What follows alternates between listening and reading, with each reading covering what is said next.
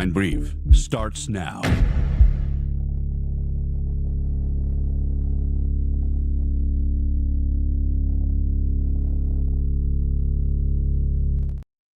What is up, everybody? Happy Monday. Welcome to another episode of the Blackline Brief. I'm your host, Matthew McKim. And boy, am I glad to see you guys today. Hopefully, you guys are glad to see me as well. Hopefully, you had a good weekend and had a good Sunday. Those of you that were here for the Members Only Live, we had a really good time. It was something I've been wanting to do for a while, and I'm glad I got to do it.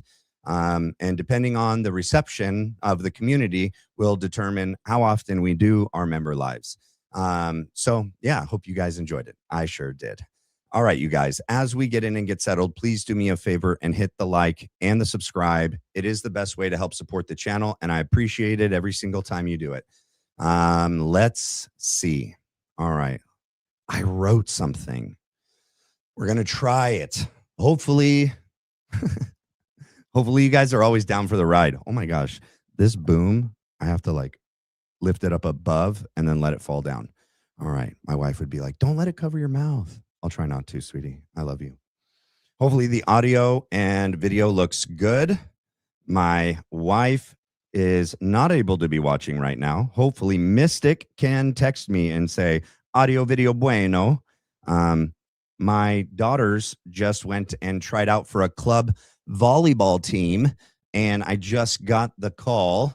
They made it. So that's pretty cool. So my wife's not going to be able to watch or listen. Hopefully not while you're driving, madame. 10 and 2. Precious cargo inside, you included. All right, but I'm excited for them and happy that they made the 14-year-old club team. They're 12, so twin girls, 12. I was their first coach, so I mean, I set them up for success. What can I say? I mean, it was just like a local rec city team. It kind of reminded me of like the what is that movie, The Benchwarmers? Just a hodgepodge of different athletic abilities on the team, and none of the other parents wanted to help. We were the last family that the league contacted. They're like, there's not going to be a team if you won't coach. All of the other 12 parents didn't coach. And then it was funny. We showed up every game. All the parents were there. They were there every game. Just no one would. I never coached volleyball. I played like beach volleyball, in Southern California, but I had to do a lot of YouTube videos to find out, team volleyball indoor for, preteen girls. But it was a blast. They got a great first coach experience with dad, and looks like it paid off and they made the team. So I'm proud of them. And all right, you guys, enough about me. Today's going to be a great show. We are going to get into some videos. Thank you, brother-in-law. Love you, bro. Audio, video, bueno. I got videos pulled up. We got some things that we're going to look at. But first, I do want to open up with something that I wrote. And it has to do with the time that we're in right now. All right. I've only used this teleprompter like once or twice. So bear with me.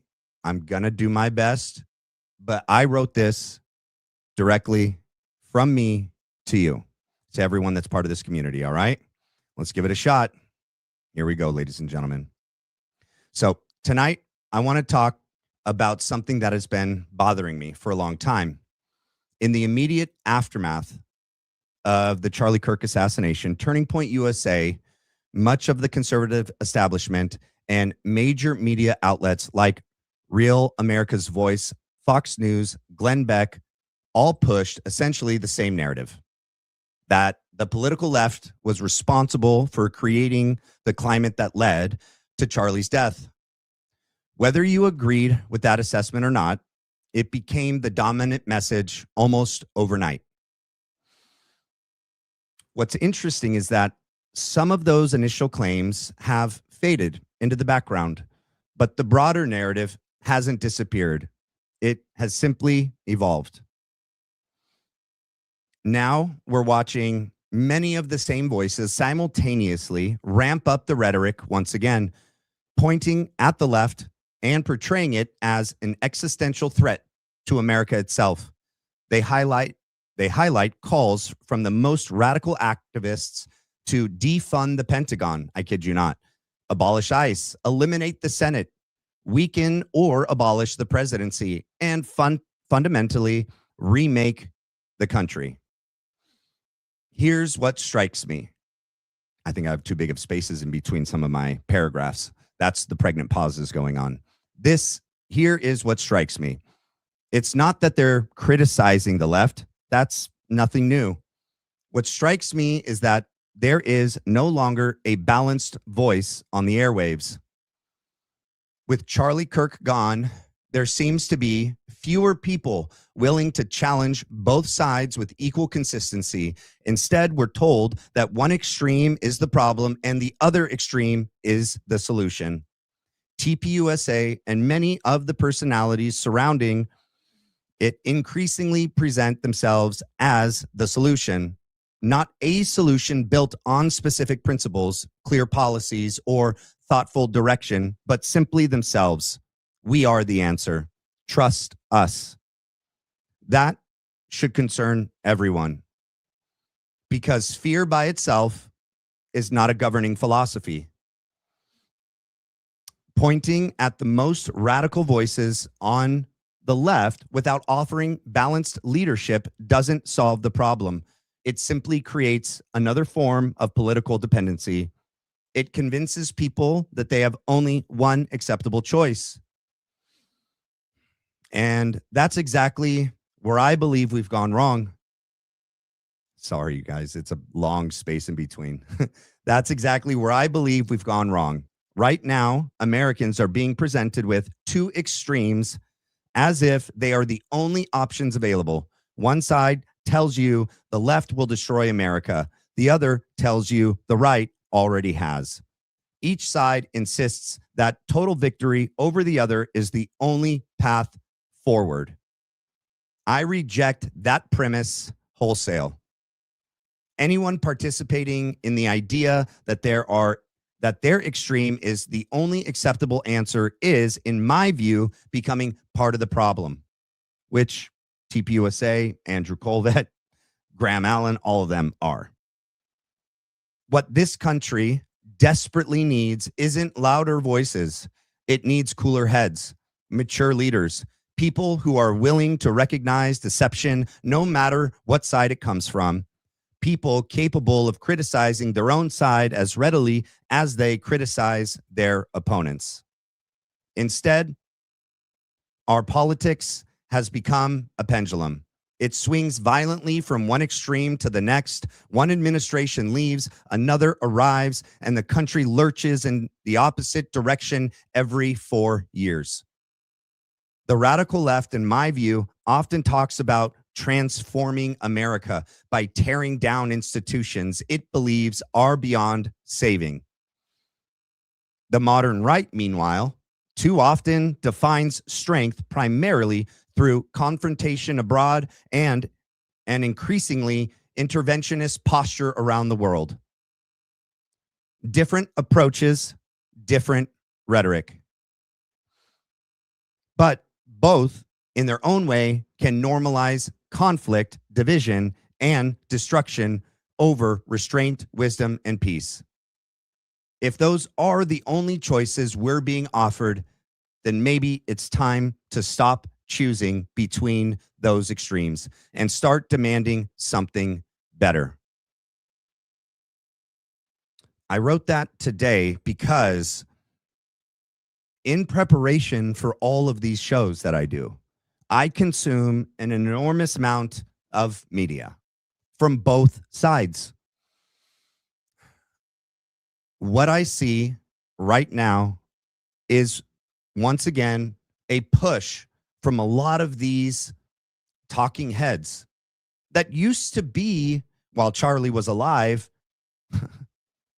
on our side, you know? Right now, they are focusing on, and I do agree that, well, no, okay, I don't agree that the left is the problem. I believe that both extremes on both parties, which are the ones that rule and control those parties, are the problem.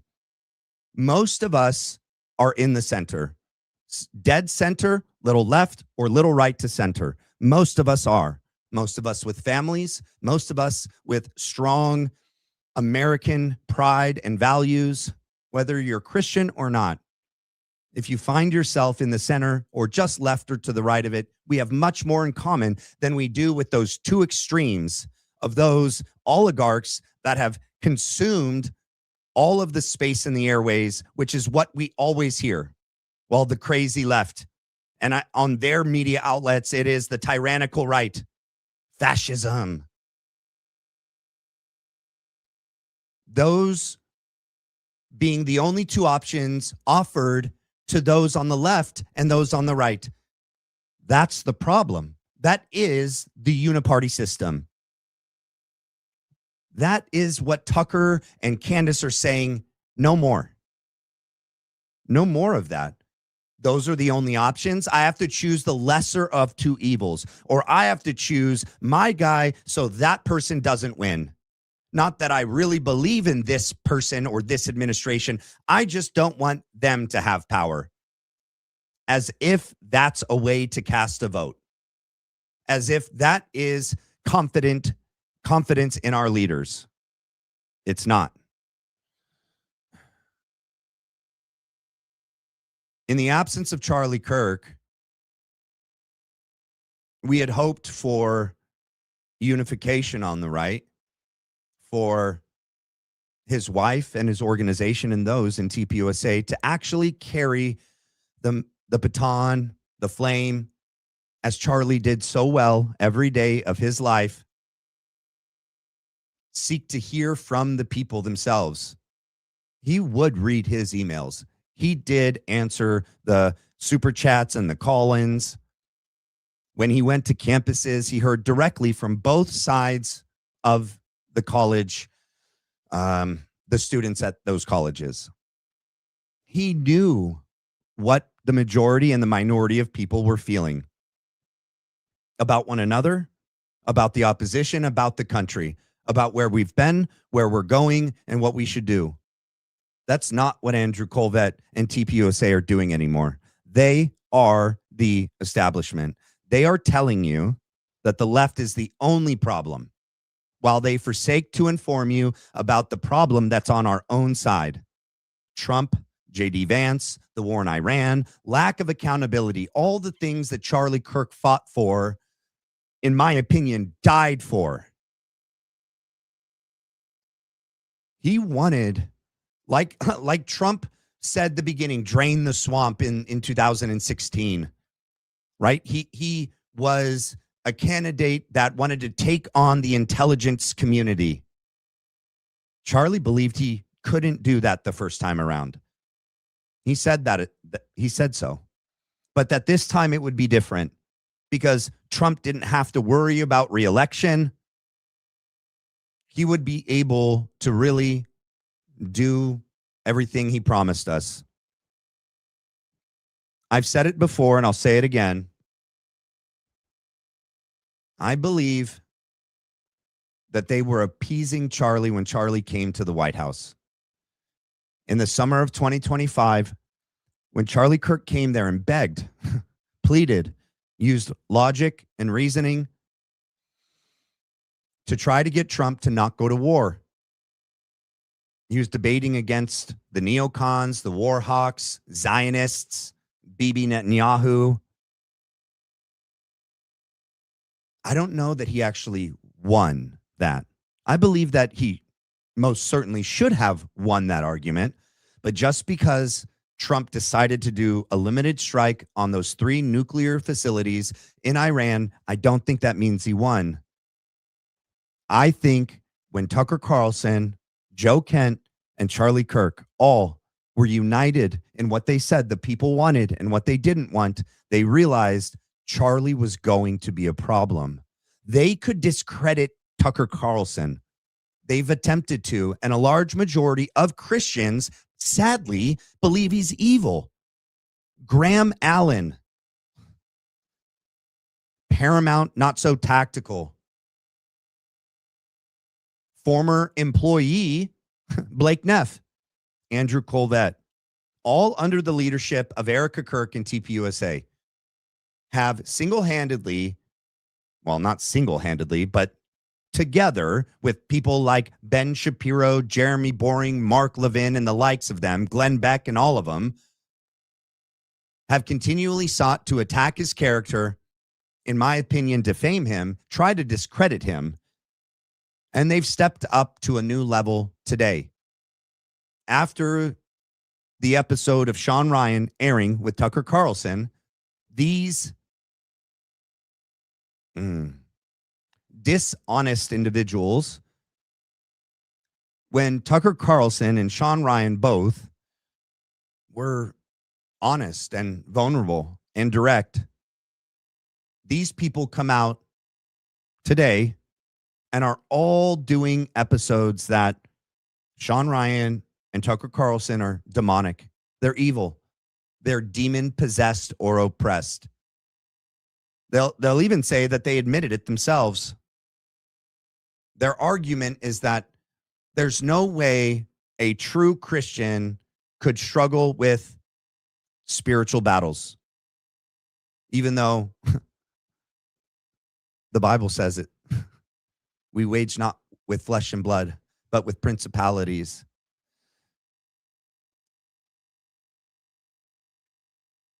Everyone knows that, well, maybe not everyone. These people certainly don't. Just because you're Christian doesn't make you immune from temptation and doesn't make you immune from oppression.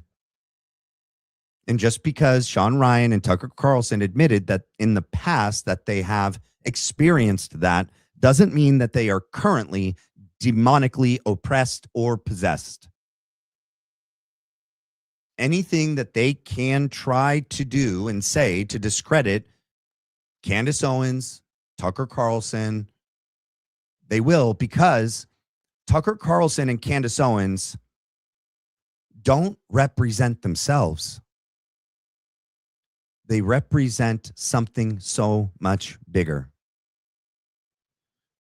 They represent the ideas that we hold, the beliefs that we hold, the things that we think and we feel and we say to one another.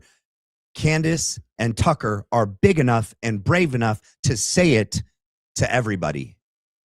And if they, meaning in this schism on the right, those that are on TPUSA's side, whether that be Benny Johnson and, Jeremy Boring and all of them, if they can successfully discredit, take down, deplatform, silence, and they are, even though they're supposed to be bastions of freedom of speech, they're not. They are trying to silence people. They want all of us silenced. They don't want any questions. They don't want an honest inquiry into any of them, not this administration, not Israel, Bibi, the war in Iran, Erika Kirk. They don't. And if they can silence Candace Owens through a lawsuit that I think was something about it happened today, not only through a lawsuit, but from whatever they do systematically online with all of their different channels out there, if they can successfully silence them, they're silencing all of us. That's who they're really fighting. Candace Owens and Tucker Carlson symbolize us. They are a stand-in for us. And I'm freaking pissed because I watch both of them, all their content. I know what they say in full context. I've heard all of their beliefs and ideas that they've shared on their shows. And what the opposition is saying about them is not true. What they're claiming about their beliefs, they're just false. And all of those people, what they have in common is they want you to trust this administration. They want you to trust Erika Kirk and TPUSA.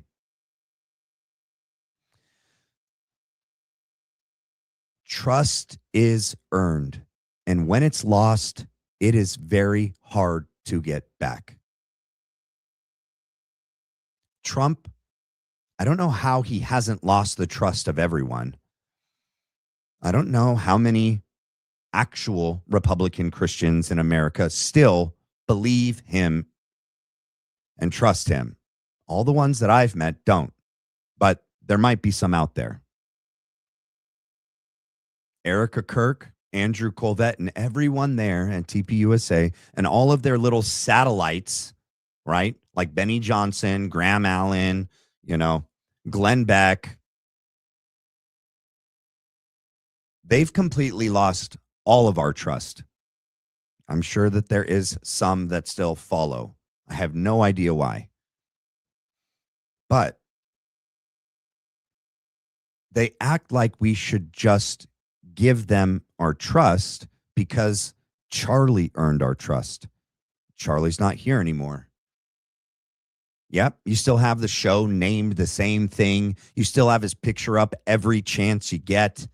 All of the codes when you want to buy some merch, the coupon code that you type in is Charlie Kirk's name. They don't deserve that name. They don't deserve Charlie's earned reputation and respect and trust. Not even his widow, not even Erika Kirk. Sorry. There was a chance when we were graciously bestowing upon you the trust that we had, over years put in Charlie because he deserved it, because he earned it. And in the beginning, you started with a full tank of trust from us. You did.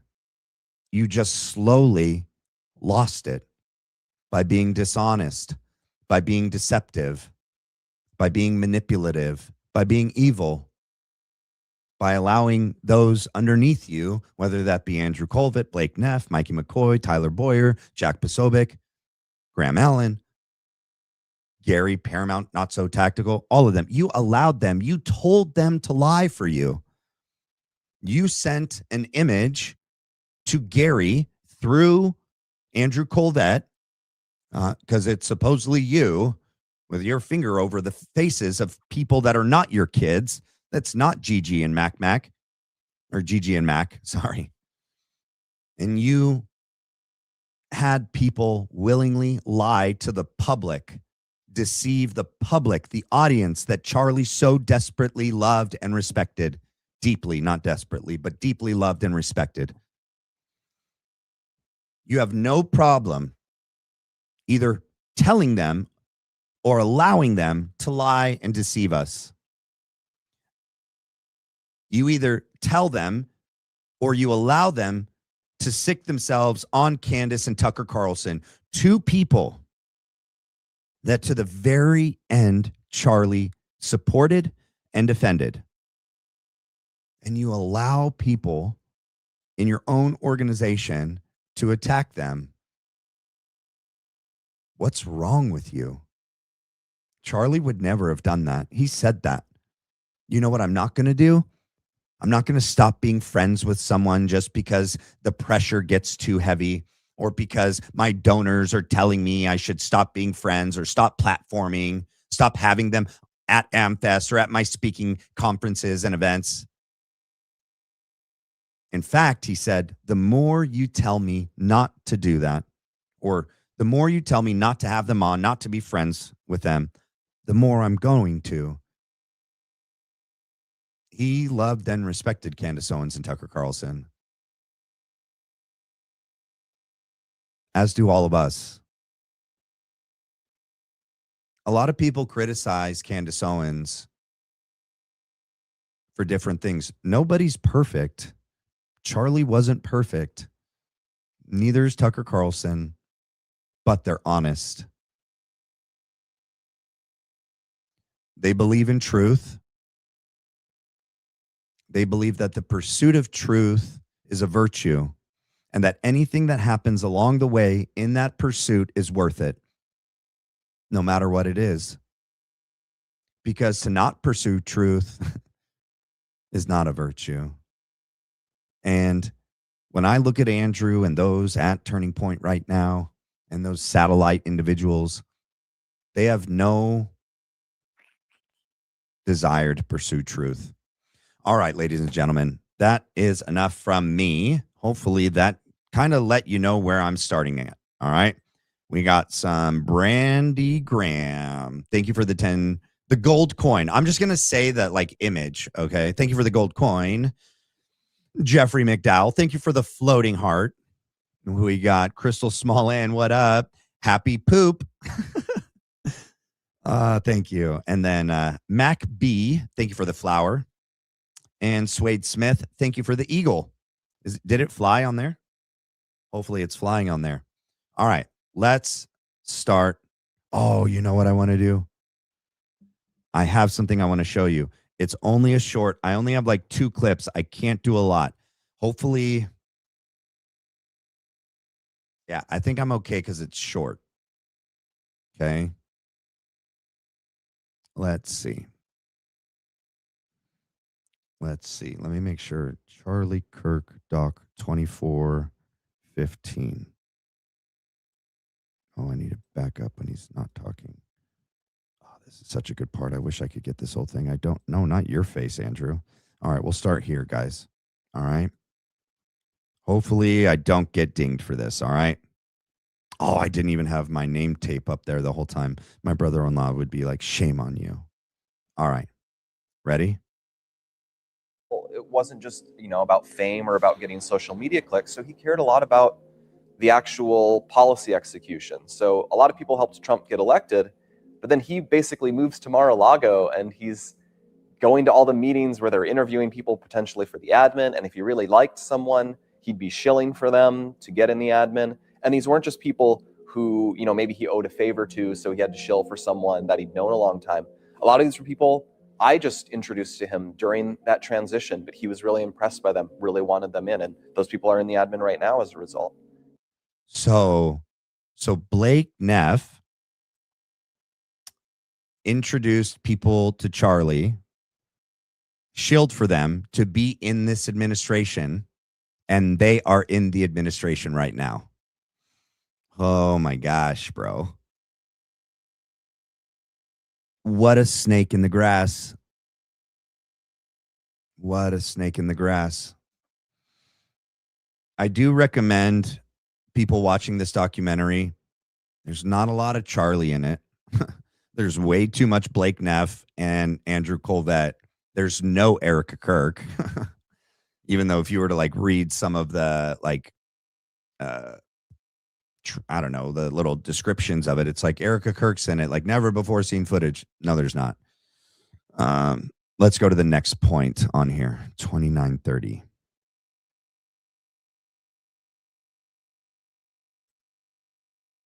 Okay.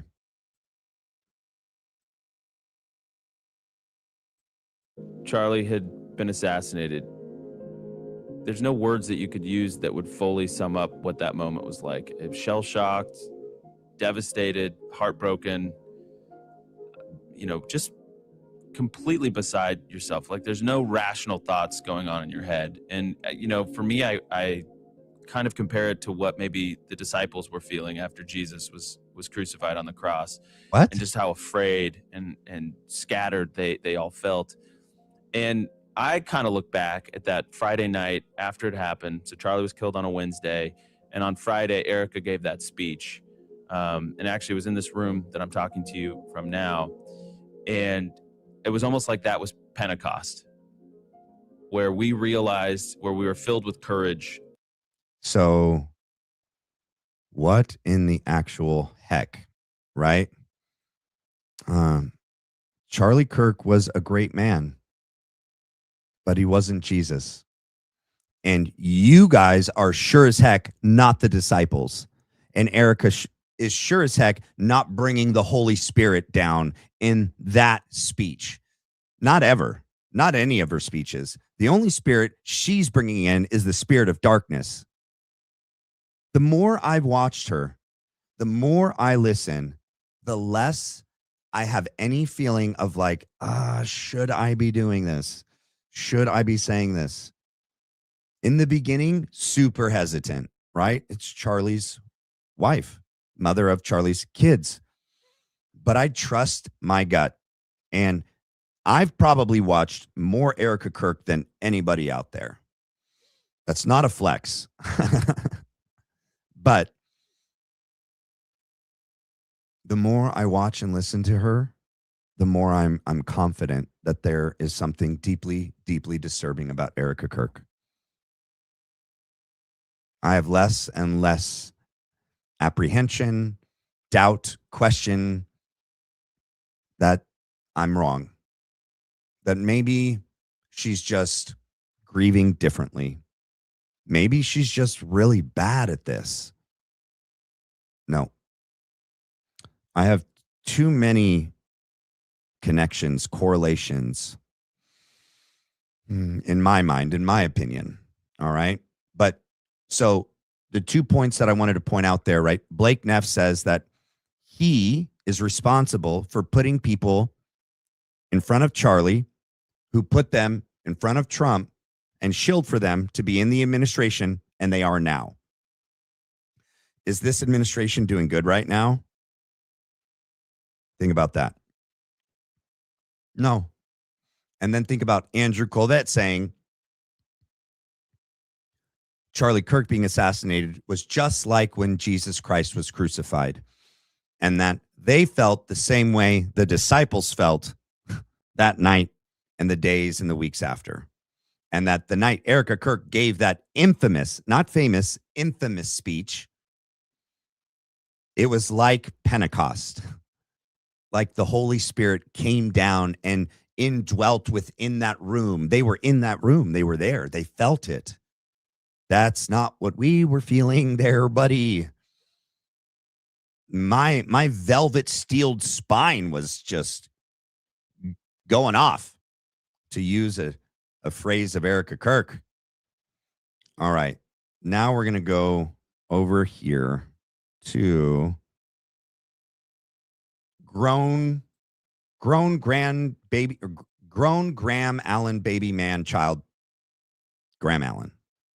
Okay.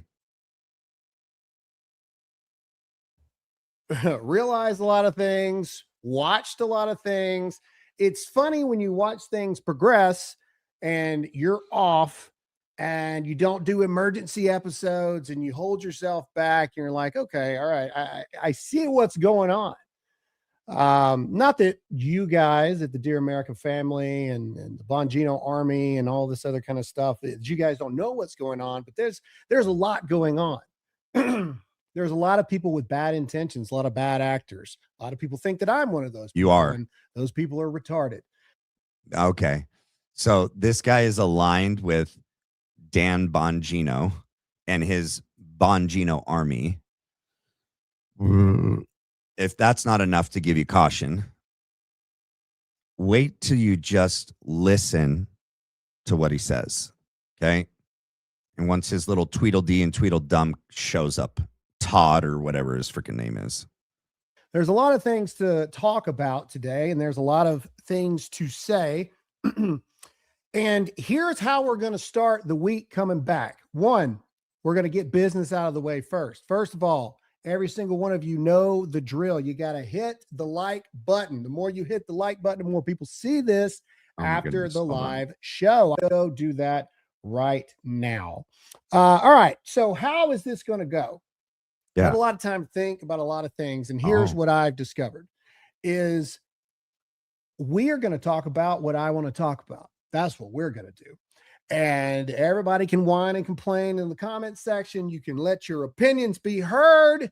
You can do all of those things.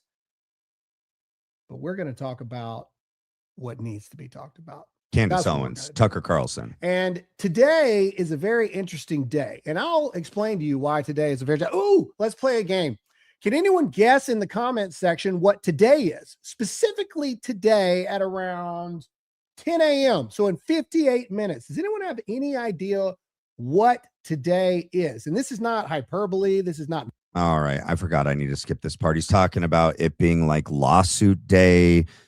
He's going to reference Candace Owens in the lawsuit with Brian Harple, and that, you know, she once said that she doesn't want it dismissed when she was with Tucker Carlson, but then supposedly in the court filings, there was filing to have the lawsuit dismissed.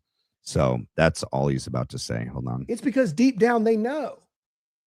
They know that I'm telling the truth. And they know that what they're saying about me are lies. And they know that I don't care. We can tell. And that's fine. That's great, because the most dangerous person is the person that has already adjusted to being alone. That's not the most dangerous person, dude. You're a moron. The most dangerous person and the most persistent person is the one that is perfectly fine with people not liking them. You see, don't be confused by what Candace says. Oh, they've made me public enemy number one. She desires that. Maybe her daddy didn't love her enough. I don't know. I don't know what the childhood trauma is there, or perhaps she's just been tainted goods her entire life. The public enemy number one status of Candace Owens is desired. She wants it. She craves it. I could care less. What's crazy, right? They attack us for saying anything ever about Erika Kirk, and he gets up here and pretty much doubles down and goes further, because our criticisms and our issues with Erika are directly related to Charlie Kirk being assassinated and what was going on in Charlie Kirk's life in the years and the months leading up to the assassination, and how she would have known, should have known better than any of us what Charlie Kirk was experiencing and who he was experiencing it from. And that should have made her, as his surviving spouse, come out and want to air all that out. She should have came out like Tucker Carlson did at the memorial and pretty much say that Charlie Kirk was murdered for asking questions of the political elite, right? The power structures of our country and how they're connected to others, right? He references like the Jews, right? Because he did a comparison with Jesus, right? We don't like this man. He's talking too much. He's causing us problems. What should we do? I got an idea. We should kill him. Well, Erika Kirk would have known better than anyone who those people were. She could have came out at the memorial and called them all out by name. She could have. She should have. She should have been so angry with the people that were making Charlie's life literally miserable and somewhat of a living hell. It bothered him because he considered so many of these people friends, acquaintances, business colleagues, associates.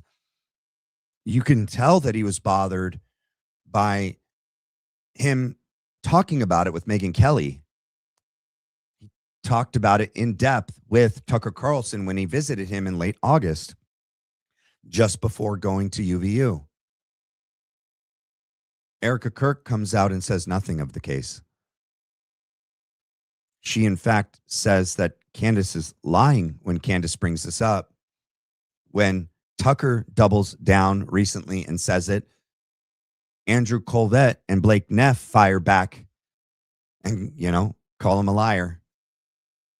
All either at the behest of Erika Kirk or she's allowing it to happen. You can't claim ignorance. Like everyone's got a phone and a TV. Like she knows what Tucker's saying. She's at least, able to be informed, and she should at least know what Andrew Colvette and Blake Neff are saying on their show. And she's not asked them to stop. There's so many different things, in my opinion, which make Erika Kirk extremely suspicious. So, yeah, I think I need to skip ahead when Tweedledum shows up. Let's go right here. Out of everybody in this chat, I'm glad you're back, because I was sick and tired of getting the question, how's Graham? Where's Graham?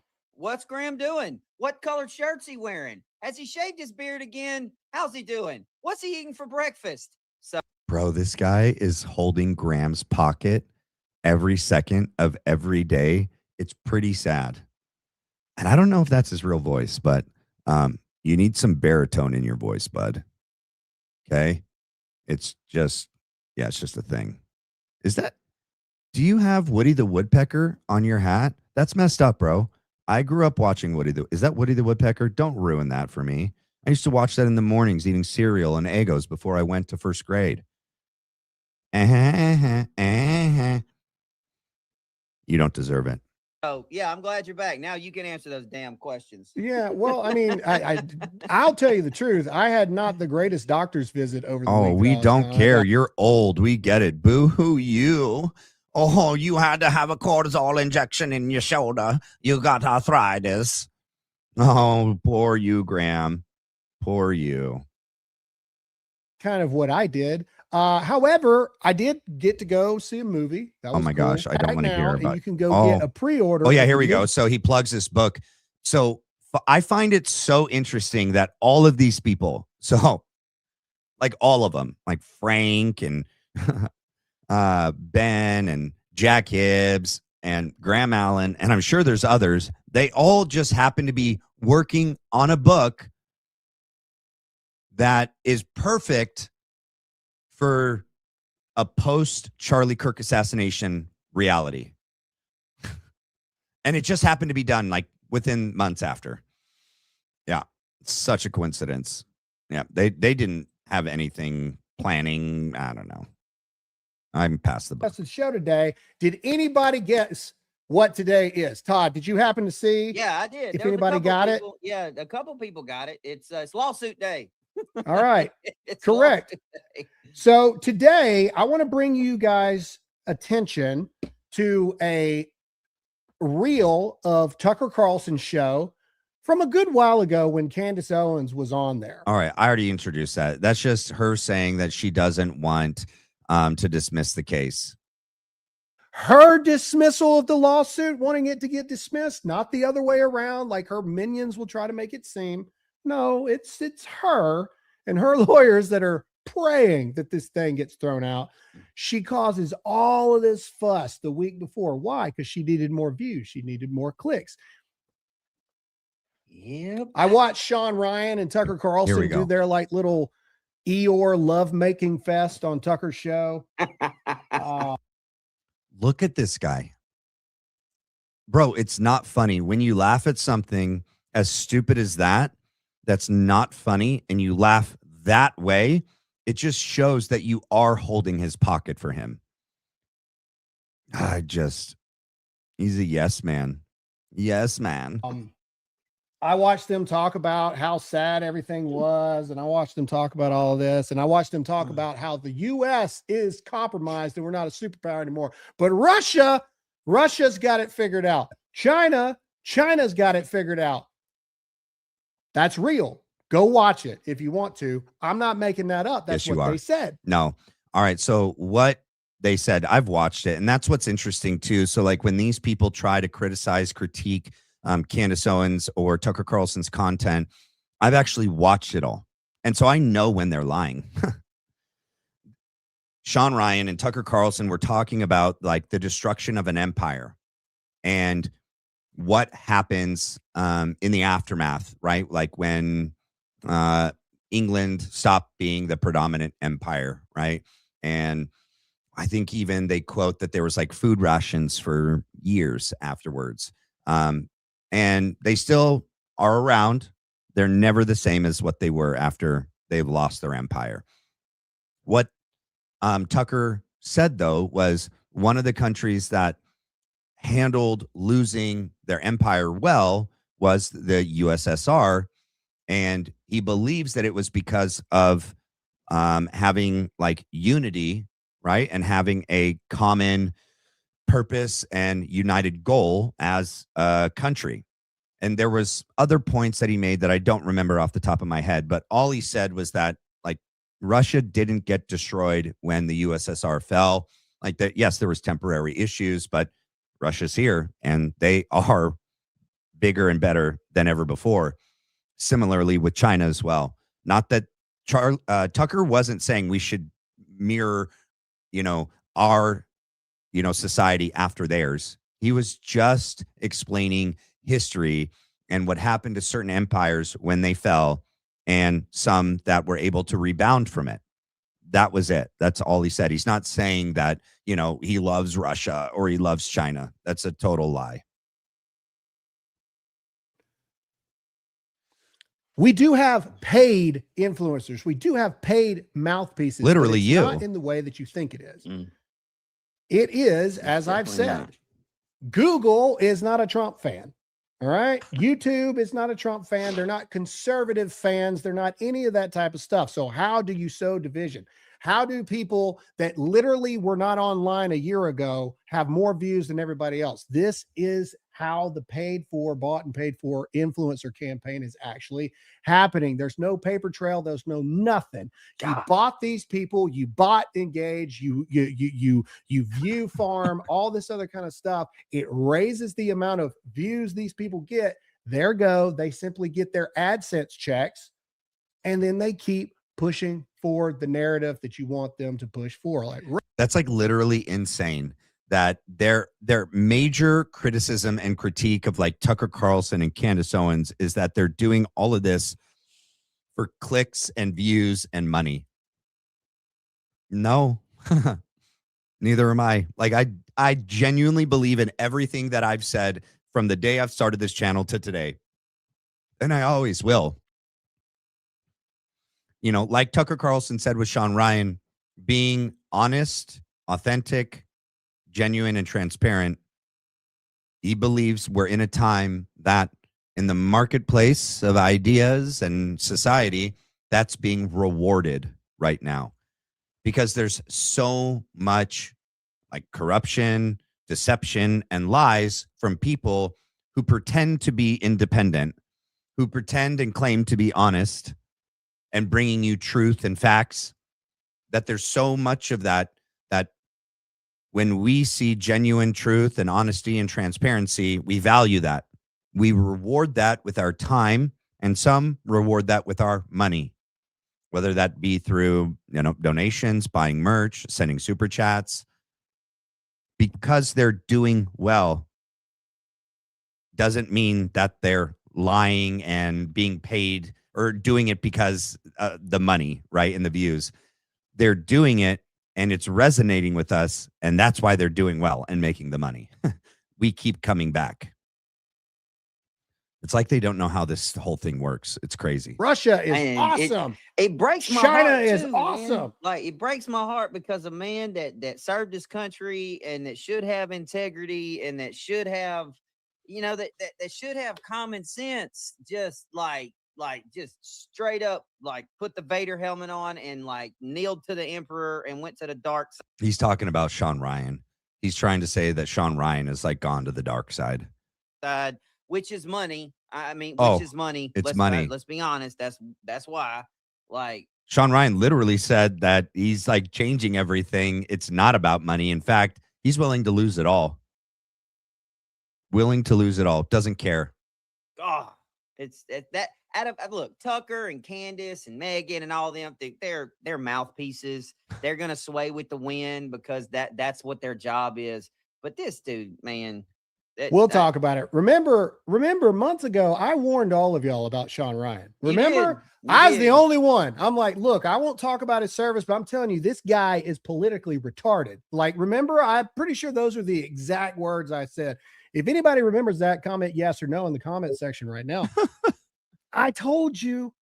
It's the same thing of, we've talked about this, new Christians. 100% get up there, share your testimony. Having you get up there and sharing what you think about Jesus and the Bible and everything when you've been a Christian for 3 months, let's maybe calm down just a little bit, all right? Because you got some learning to do and some things going on. You ain't quite made apostle yet. Just Sean Ryan did things in the military that I never would have ever been capable of. I'm not taking that away from him. The man was a SEAL. He's politically retarded. Okay. That's it. And apparently spiritually retarded as well. Like, Oh, And well, we'll talk about all that first. All right. Yeah. Before we go on with anything else, all right, we're going to play this clip. This is Sean Ryan talking about demon oppression. Okay. Now, I want to make this clear. I believe in all of these things. I believe that people can be Oh, it's demonically real. oppressed. I believe that there are demons, just like I know there's a Yes. Lord above. And I believe that there are some people that are demonically possessed. Mm. But remember, every time you got people like Candace Owens and Baron Coleman and all these other people, again, Baron Coleman, whatever, man. All these people. Baron Coleman had this episode, I don't know, a month and a half ago, Bombshell. Graham Allen worked for Department of Defense at the time, now Department of Damn. War. No, you just weren't on the internet till about a year ago, and you just didn't know about it. Like, congratulations, you broke it. Congratulations, you read an article. so actually, not to toot my own horn, I'm responsible for that. I was watching Graham Allen and Tweedledee over here on Rumble months ago and saw him admit. So it's not that he just worked for the Department of War, right? It's that he admitted to working for the Rapid Response Team. And I had sent that tip and I gave that to Zach Costello to air on his show because he airs before me and he has a bigger platform than me. And all I cared about is that more people saw what this dude really is. And he goes in and pretty much says exactly what his job is. And we were like, yeah, we know that's what we've been saying this whole time, dude. And like they do this on themselves. And Zach said it himself. Dude steps on the rake so many times you would think his nose would be flat by now. He just, and Gary does it too. You know, these guys, they are kind of like stereotypical meatheads. Yes, they succeeded in doing something with their body. Cool. They're not succeeding in doing anything with their brain. The mind is not quite as sharp as the sword for these guys. But yeah, so it was that he outed himself being as part of this rapid response team, like combating disinformation, you know. Oh, I wonder who they labeled a disinformation artist. Oh, Candace Owens, Tucker Carlson. Yeah, that's what we were saying, man. That's exactly what we've been saying about you. That's your job. On the internet that everybody knows about. Bombshell breaking things. But either way, but that's my point. None of these people were anyone except a year ago when they saw where the money was. Here is Candace Owens. That's really how you know that they have nothing on them. Their major critique about Candace and Tucker and others is that they're only doing it for the money, that they're only motivated by money and clicks and views. Do you know who says stuff like that? People that are motivated by money, clicks, and views, right? It's the pot calling the kettle black. They accuse others what they themselves are doing. They do this the entire time with the Charlie Kirk assassination and investigation. Any of the questions that Tucker and Candace and others ask, they will accuse us of doing the things that they themselves are doing. And that's what this is, this whole thing about money and views. Has a really weird thing about Christianity. Anytime you talk about Christianity, demon, evil, demon possessed. She's like, ha, ha, ha, ha, ha, ha, ha, ha, ha. You got Baron Coleman attacking Erika Kirk. She always talks about Jesus, but she doesn't pray out in public enough for me. Which is weird. I don't know. Does Baron watch my show? I don't know. I heard this today and I was like, I wonder if he watched my show a couple weeks ago. I'd been saying that and I tweeted it from the rooftops on X that, no. And we talked about this yesterday in the members only live. Yes. Prayer is supposed to be a personal and private thing. However, when you are engaging in some sort of activity or function in a like Christian leadership role, right? When she gets up on para-Christian event stages where she is speaking about the word of God, she's even sometimes quoting and referencing scripture, and she's speaking to Christians in the audience, whether that be youth, young adults or adults, whether that be on her Bible in 365 app, where they do open and close in prayer. That's where my main critique is for her, is where they actually are opening and closing in prayer, just never her.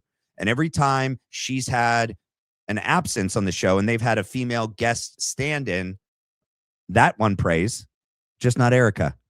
Or when she, at the recent appearance at the Make Heaven Crowded event tour, which is at churches, they're always at a church somewhere in the United States, speaking about, you know, a Christian's walk, faith, different things about a Christian's, experience. And she references scripture. She uses biblical analogies. She didn't end in prayer. She just ended in my prayer for you. And I find it strange. We have clips and clips of Charlie praying in that context at a church for the body of Christ. That is an appropriate place to pray in public. Everything nowadays is televised, recorded, and streamed. That doesn't mean that Charlie was doing it for recognition or to seem holy. And it wouldn't mean that for Erika. What would be important would be for us to see that she does pray for people in that context. And I believe that hearing someone pray gives you an insight into their faith, their relationship with Christ. And I think that's why she shies away from it, because she can only get up there and read words written for her in a speech, a sermon that she gives. But to pray, she'd close her eyes. It would have to all come from here and here. And I think she's terribly lacking in that arena. That rubs me wrong. Okay. All right. Sure. Whatever. Some people aren't as comfortable praying in public than other people, but I digress. She's comfortable filming herself inside the casket of her husband that was dead and murdered 24 hours prior. Okay.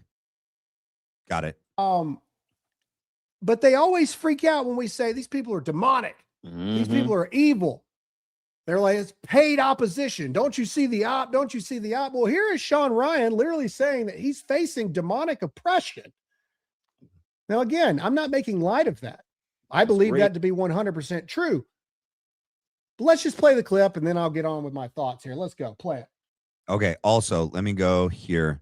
Let me see. I got to be quick when I play Tucker. I don't want it to ding me. And I didn't get the actual, but this is the area where he's talking about it. It's been a long 3 weeks. And I'll just say this.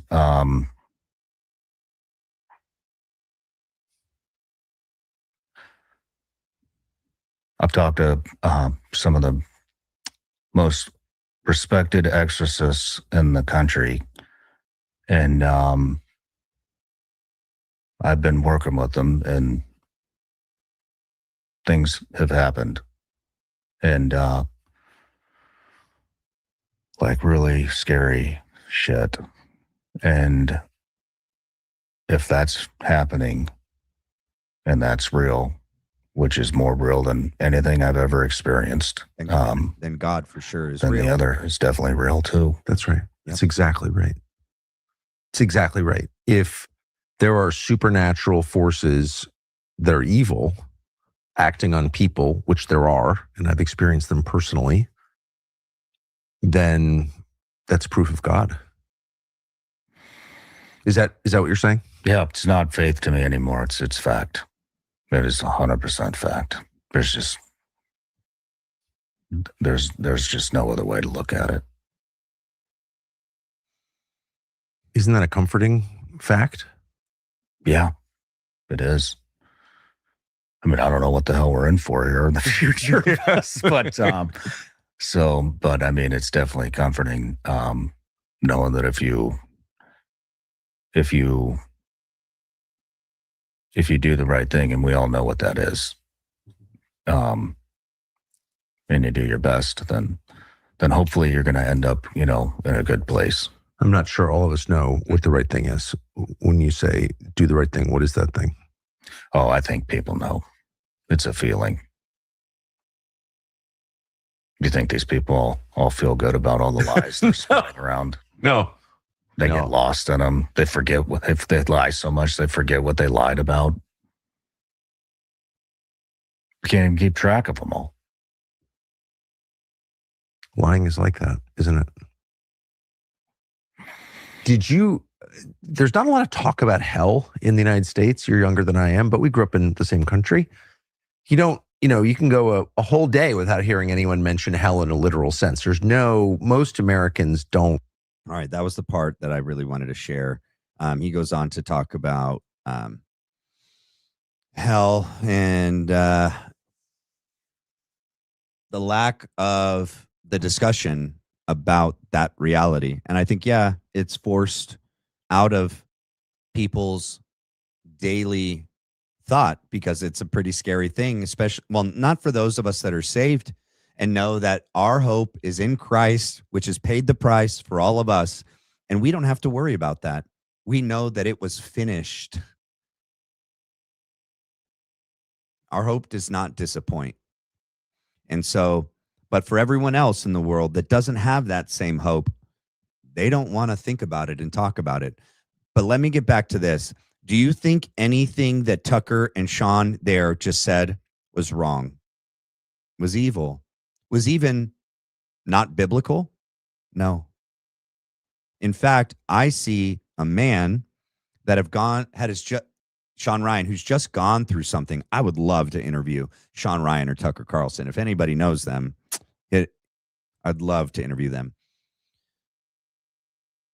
They're being honest about having experienced demonic oppression in their past. Can you imagine Tucker Carlson working in the belly of the beast of mainstream news, media, Hollywood? It's like the Tower of Babel, right? Like, not exactly. That's not what I mean, but you know what I mean. Just consumed with lies and evil, demonic oppression, and some others that are running it all are probably demonically possessed. He used to struggle with alcohol.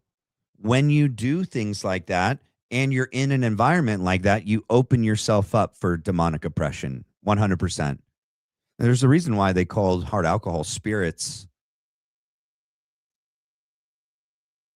Sean Ryan, likewise, had his own separate and different but similar experiences with the demonic. Can you imagine what it's like to be in the Middle East, in all those different countries, and anywhere else he deployed as a SEAL or for the CIA, and how many people's lives he had to take? How many people's lives he saw the life leave their body? Whether it was because of him defending our country, doing what he thought was right, or others beside him. That stays with you. I was not a combat vet, okay? But I can only imagine what that does to someone's soul. And coming back, and even just my own experience, not at all close to Sean Ryan, struggling with alcohol and substances, you open yourself up for demonic oppression. Graham makes light of that. And he's going to take the liberty to now claim that they both just admitted to being demonically possessed currently. That's what Graham is about to do. Well, I've had a ton of encounters. But Encounters. yeah, I mean, even after that, there's been it's been a long 3 weeks, and I'll just say this.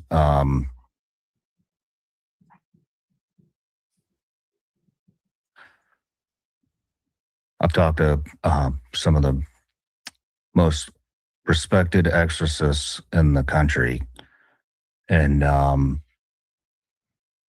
I've been working with them, and things have happened, and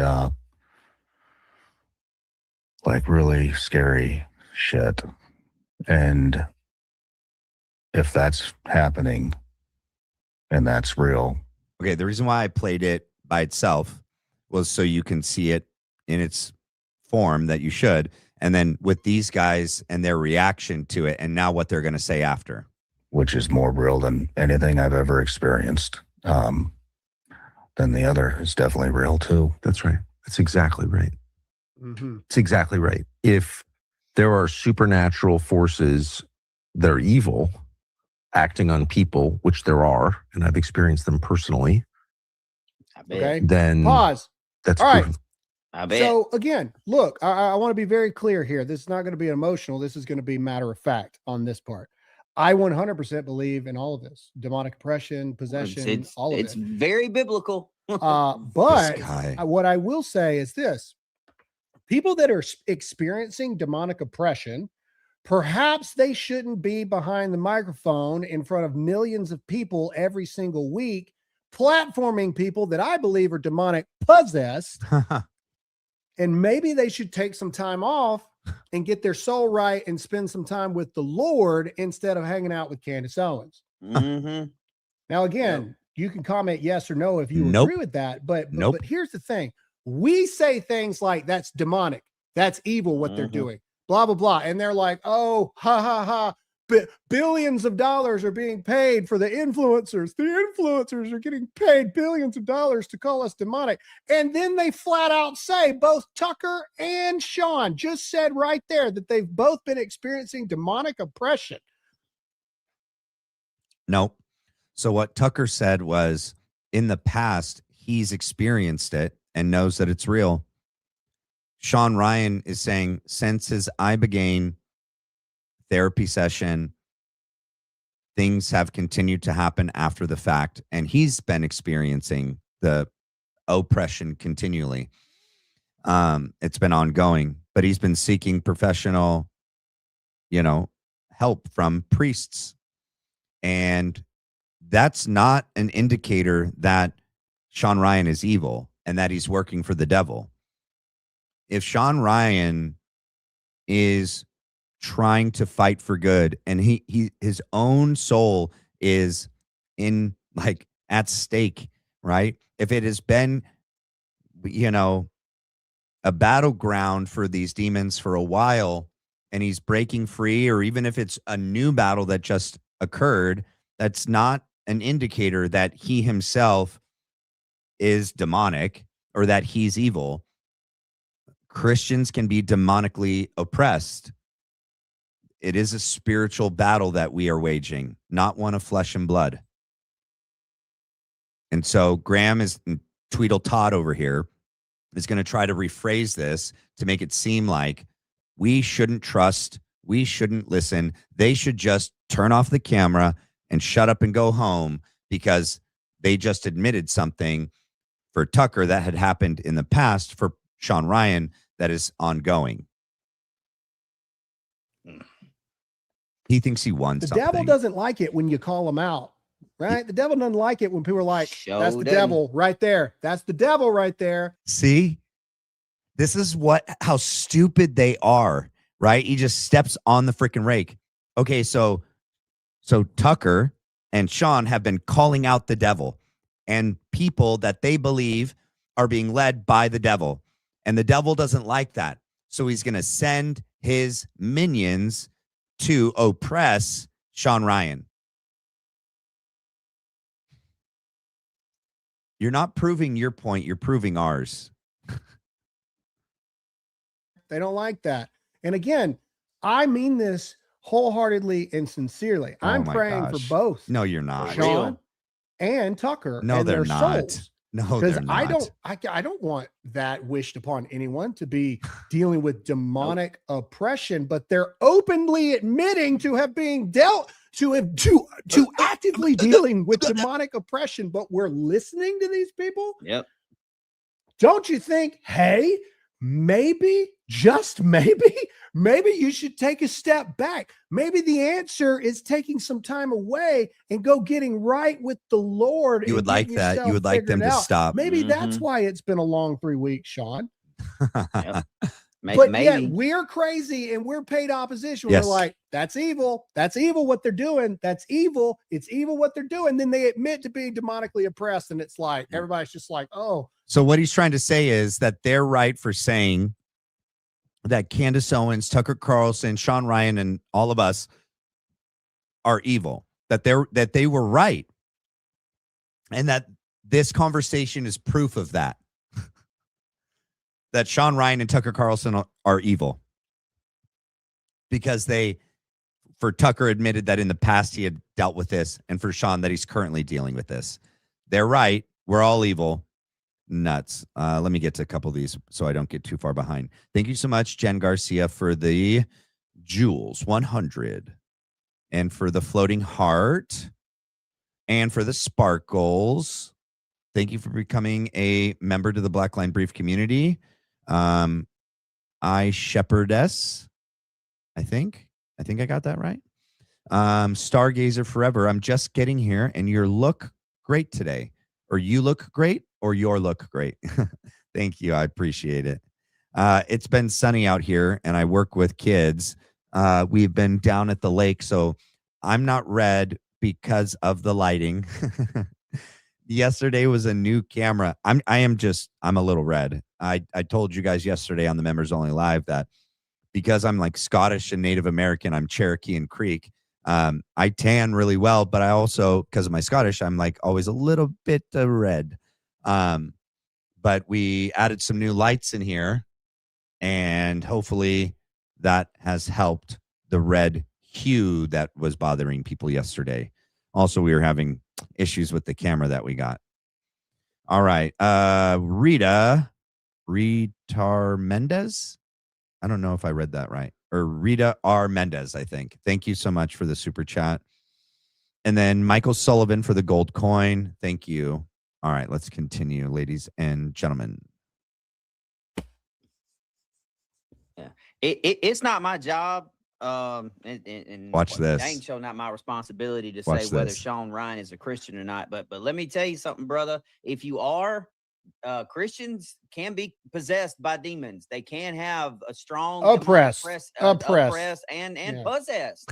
If you have I unforgiven don't sin, know if if you I have agree with that. ongoing sin, if you have bitterness and unforgiveness, if you spend all of your time Watch in the Graham. darkness, promoting deception and lies, and you are inviting that in, and you are focused less time on the light and more time on the darkness. Yes, sir. Well, yes, sir. I'd question the salvation in general there, but either way, yes. Moving on. We don't have enough time today for all of that. All right. I don't believe that the Holy Spirit can dwell within you, and then also a demon has just as much authority to dwell within you as the Holy Spirit. I don't know if I agree with that one, but I think that's the first thing I agree with Graham on, but I think it's hilarious that Tweedledee over here is trying to go his own direction in the show, and Graham's like, no, I don't agree with that. I don't agree with that. either way, oppression Look at 100%, and they both openly admit to it. Again, Freaking moron. praying for them 1,000,000%. Yeah, right. So much so that I think you need to get off the internet and you need to freaking fix it. That's what I what you think. that's what you would like. Instead of platforming the Queen Witch of the Coven, Candace Owens. That's why it's been a long week for you. You let the freaking devil into your house. That's why it's been a long week. Can't make it It'll up. make a long week for everybody. You would be amazed. So he's saying because Sean Ryan recently had Candace Owens on his show, that she brought the devil with her, and that the devil then has been possessing, oppressing Sean Ryan. Literally, you just can't make this up. That's what Graham Allen just said. It's nuts. At how much the normal population has no idea what's going on the internet. I made it a point last week. I'm like, you know what? Like I said, there is no such thing as totally unplugging in my world. But I said, no matter what happens, I'm not going to respond. I'm not going to do it. I'm not nothing. And you would be amazed when you go outside and you touch grass. That's what Erika always How says. many people? I don't know why. Okay, so Andrew Colvett says that. Erika Kirk has said that. I think Mikey McCoy. and now Graham Allen. It's weird that they say these, and that's just one example, but they say other things the exact same. And it's an interesting thing to me. I do think that they all are in some sort of like cult. Rita R. Mendez, we the people, let's fund truth. 100%. Whoop, whoop, praying Christ is king. I agree. Amen. Think that Candace Owens is a lunatic. How many people think that all of this stuff is absolutely asinine? Not me. You would be amazed. Nope. How many normal people that work real jobs, all of this, they see it for what it is. It is a opportunity to divide the right so we lose in the midterms. So the very people that are telling you don't vote or screw your elections and all this, they can make more money after we lose the majority in the midterms. The people that are here telling you that the only two options are the extreme evil left or the righteous good right, they're part of the establishment. They're part of the problem. All right. They can't even be intellectually honest and tell you that Trump has completely like disowned us and lied to us and has sold us full stop to Israel, right? They can't even be honest that all the things that Trump and JD ran on and campaigned and promised us, they've completely lied to and not followed through with any of them. They want you to ignore Massey not getting elected, allowing Israel to buy his opponent's seat pretty much. Miriam Adelson throwing her money around, Trump saying that he's going to run for a third term. They want you to just be a good little Republican. Just go make sure the left doesn't win. No, I think enough people on the left and on the right, we should all move to the center. That's where the party should be formed.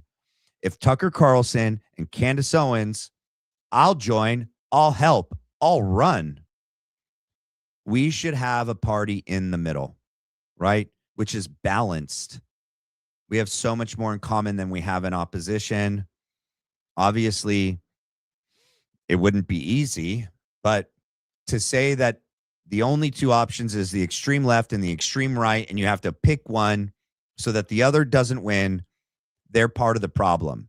That's the problem with this two-party system that we've been in for a very, very long time. And it's time that I think this two-party system just gets destroyed. We need more options that are equal to those.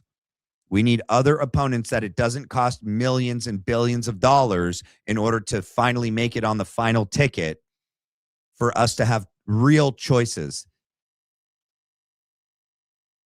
You know, when you're what we call an ABA, if you give someone like two choices, it's a forced choice.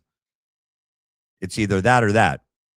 It's not really a multiple choice option. It's a forced choice. And that's what we've been in for a long time. We are forced to choose the only ones available on our side so that their side doesn't win. That's not actual choice. That's not freedom. That's an illusion. And these guys would have you just keep being a good little Republican. Just go cast your vote for the next evil person that we tell you or TPUSA tells you should vote for. You see, we're the only ones that are actively telling you if we win, somehow we hold on to the House and the Senate, we will make less money. Because there's not as much money to be made as conservative voices when we're in power. If we lose, we'll make 35% more next year than we did this year in revenue. That is the truth. But the actual. Okay, so you do care about money. In fact, your selling point to your audience is that your audience will get more money. You'll get more money if we just go vote the way you want us to vote. Got it. Let me hop over to here. Let me see. Where is my timestamp for this guy? Andrew Colvett. Did I not write it on my paper? Do I have it in my notepad? Let's see. Boom.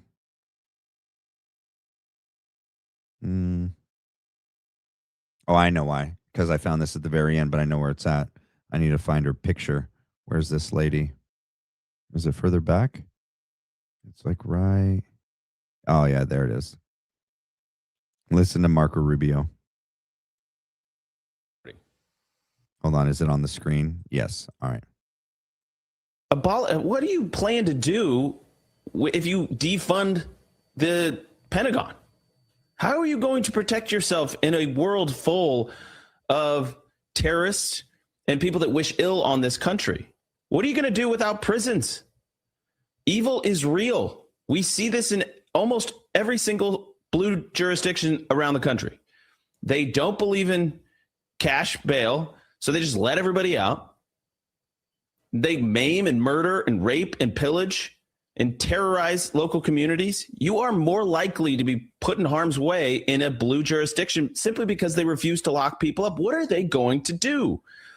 They believe in a nirvana. They believe in a utopian idea that is terrifying, that people aren't innately full of sin. We as Christians understand that the sin nature leads people to do bad things and that we need to be redeemed. And the state needs to step in and protect us at times. Their vision for the future of this country is anarchy. And you want big government. We're going to keep going into this because there's so many clips that are just insane. Like, you couldn't imagine that this would be mainstream platformed. Did I skip 10 years over ago, her? 5 years ago? Oh, I And did. yet here Hold we on. are. Dang it. More on that in just a minute. Hold I want on. to tell you guys Where about is she? All Family Pharmacy. We Where talk is about it? capitalism. Right. Sorry. True. Okay, replace the presidency and Supreme Court as we now know them. Yep, Abolish ICE. absolutely. Abolish borders and give amnesty to anyone currently in the U.S. illegally. As a long-term plan, yep, Defund the Pentagon. absolutely. Abolish prisons, at least in large part. Yeah, again, that is part of a long-term program, yeah. Okay, so no prisons. Government or public ownership of most large corporations. Yeah, absolutely. So they are selling fear to the public on both sides, right? Because the policies that the right has been putting forward is largely extreme, right? Like just, well, everything that we've been dealing with the last year and a half, going on 2 years now. And for many on the left, that terrifies them. For many on the right, that terrifies them. Everything that Trump and his administration has been doing. So they want to use all of that fear, right? And likewise, the fear on the left to get us all out there to vote in opposition of, not in support of, in opposition of the other side. That is what our politics has come to nowadays. And that's not what it was designed for. And it's gross. And Andrew Colvett and TPUSA are leading the charge. So there's that. All right, we're gonna shift gears now and hop over to, where is it? Here we go. Let me get to my first timestamp for this guy before I pull it up. 1645 before I pull it up on the screen.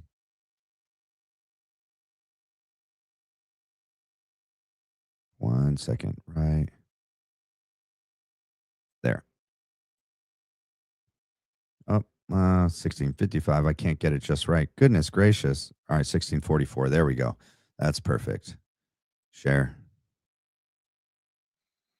We got Frank Turek, ladies and gentlemen. Never ceases to surprise us. Where are we? There we go. We were at Utah Valley University just flipping hats. And 12 minutes later, He was bleeding out in the SUV. His eyes weren't looking at me. They were looking right past me into eternity. He was already gone. We learned later from the surgeon that if Charlie had been shot in the operating room, they couldn't have saved him. All right, so I'm playing this. This is one of his more recent appearances at a campus nearest you in the United States. And what I get that he's doing these speeches like at these different campuses, but I don't know. Okay, I guess maybe you guys can write in and tell me, do you think that the script, that it should be like a script and he just regurgitates the same thing over and over and over again? That is, by definition, a psyop. Just getting the same exact message, word for word, over and over again, trying to drive it into the psyche of the nation. And he's retelling his experience at UVU, but it's verbatim the same things he says every time. To me, he loses so much credibility when he does this. He can't just get up there and, for his apologetics version or portion of the night, that I get. You're going to have PowerPoints and you're going to go through it the same every time. But the part where you're retelling your personal experience of a day that all of us will remember as long as we live, you have to use a script and you never really deviate from it. To me, that's not authentic and genuine. Okay? He was killed instantly. Charlie, as many of you may know, was an evangelical Christian. The scriptures teach there are guardian angels. Where was the guardian angel that day? Where was the guardian angel when your friend or relative was in an accident? So he is capitalizing on the fact that Charlie Kirk's murder highlights evil. So when he's done his long before Charlie was murdered, it is, if evil exists, because this is one of the critiques from like atheists and, mainly just atheists, right? If God exists, why is there evil, right? Now he has this, script that he can pull from every single time and use it over and over again.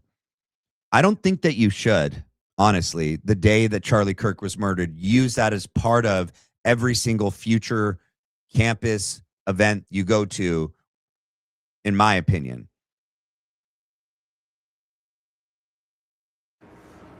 Where was God when you prayed, God, please don't let my parents get divorced. Please get me out of this addiction. Please don't let her walk away. Where was God? Where was he that day?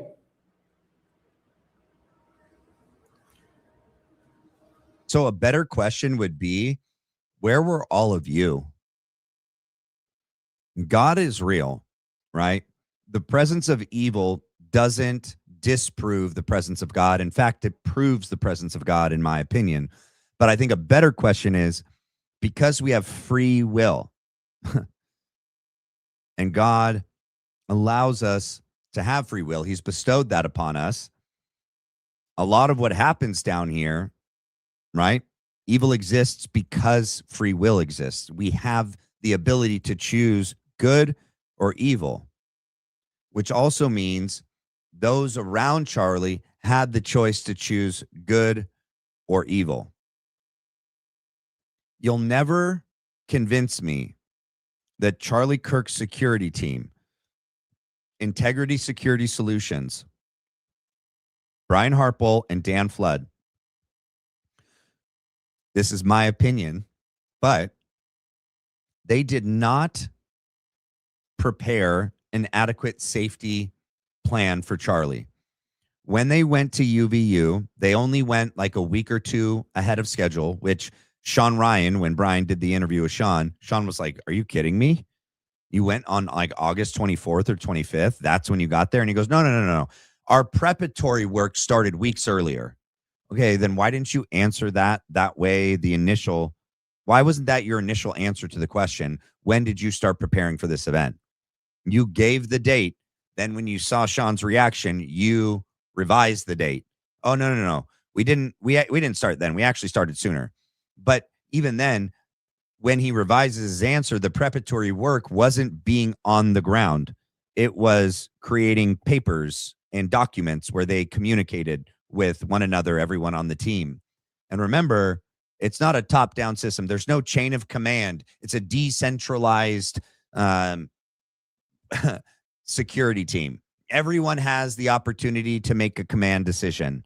I don't know that that's a good idea. Can you imagine if the military was ran that way? The police force? You kind of need to have a chain of command. It's pretty important. Not Brian. He wants to try something different. But all they did was start the preparatory work by creating papers and sending them to one another and communicating. They didn't go in advance on the ground to UVU and do a walkthrough. They didn't walk around the campus to determine what are the most dangerous positions where a threat could come from. Granted, I've heard Andrew Colvett say that the security team is only responsible for 30 yards around Charlie. That is stupid if that's true. That means that they could never account for someone at distance with a rifle. How could they ever charge Charlie money of providing security for him if they're never allowed to provide security outside of 30 yards, a 30-yard radius? Especially after Butler. Charlie is a figure similar to Trump. He's a Christian Republican political figure who helped Donald Trump win and was responsible in large part for him and J.D. Vance winning. And we see that the breakdown that happened within the Secret Service and the local police in Butler, PA, not worried about any roofs where a potential shooter could access the roof and get a successful shot off. Charlie himself recorded videos of himself, selfies. Crystal Mullen found them. Candace Owens shared them, where Brian Harple and Dan Flood are within earshot of Charlie Kirk saying his issues with the Secret Service and that event, and which places he felt it all broke down. You don't think that when he saw that happen with the Secret Service, you don't think that he had a conversation with Brian Harple and Dan Flood and said, you better never let that happen to me. We need to learn from their mistakes. So everything they didn't do, we will do every time in an outdoor event going forward. Are you serious?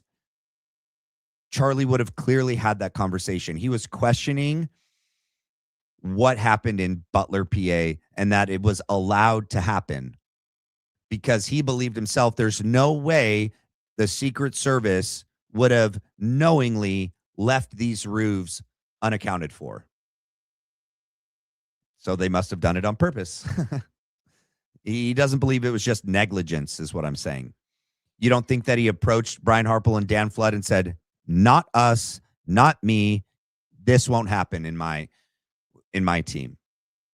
Well, I guarantee you Brian Harple, in my opinion, and Dan Flood would have reassured him, no. We got you. We won't let that happen. Andrew Colvett would have you believe they're not even allowed to include in their security plan at these outdoor campus events anything outside of 30. It's either 30 feet or 30 yards. That is insane. Even Frank Turek, who's not like infantry prior military experience, he was a Navy pilot.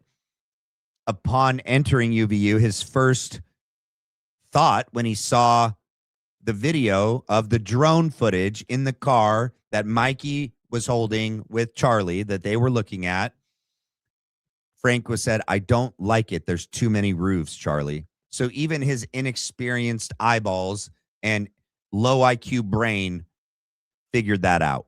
You're telling me that Brian Harple and Dan Flood just didn't notice that as a potential threat? We know that through the preliminary hearing, there was no briefing that happened beforehand with Integrity Security Solutions and the UVU police.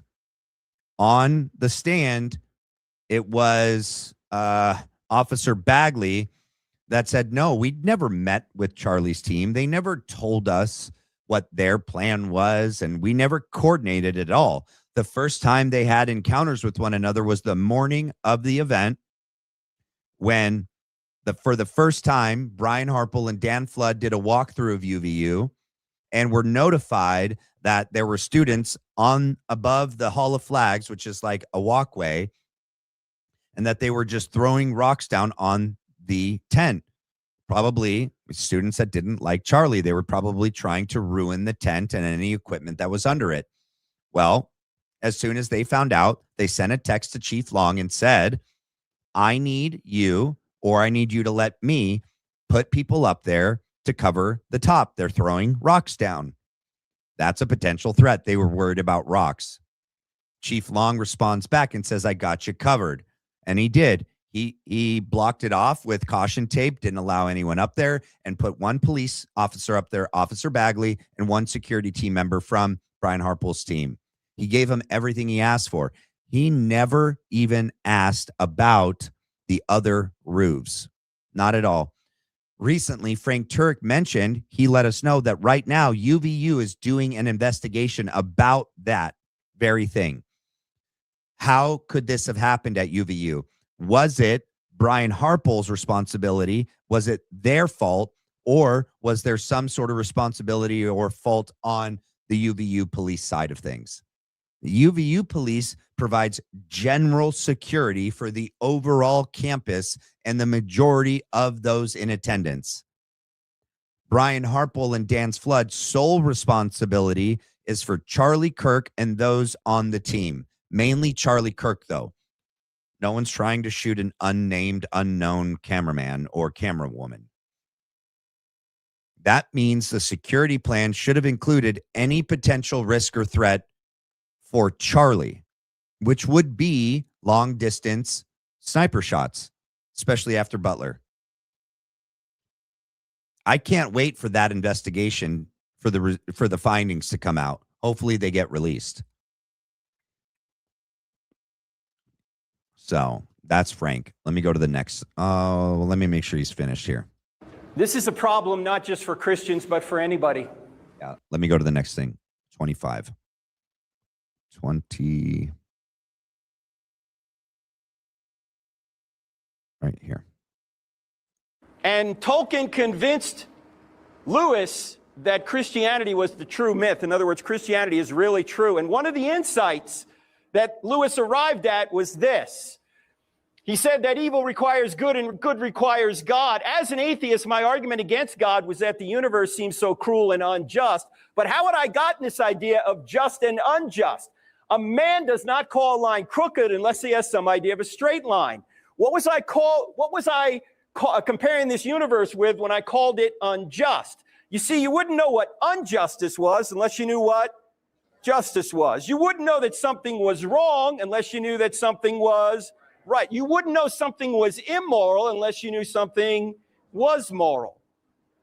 So Lewis pointed out that his very argument against God collapsed because if he's charging God with allowing too much evil, he's presupposing that God's nature exists. So I played this part because even Frank Turek uses C.S. Lewis when it comes to, like, I don't know, Christian ethics and theology.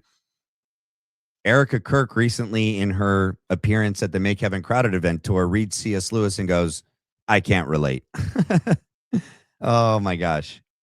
I know that was off topic, but when I heard that, I was like, oh, that's hilarious. Erika Kirk. Let me go to the next spot. 28.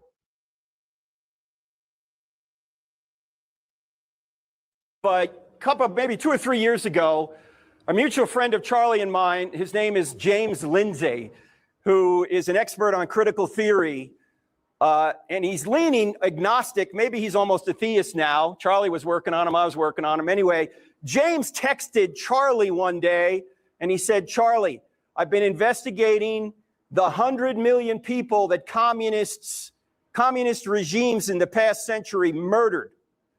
I'm starting to think that Satan actually exists. And here's what Charlie texted back. If Satan, then God. If there's evil, there has to be good. You see, evil doesn't disprove God. How does Frank Turek get Charlie's texts? You think he gave them to Frank? I don't think so. You think he told him about it? Maybe.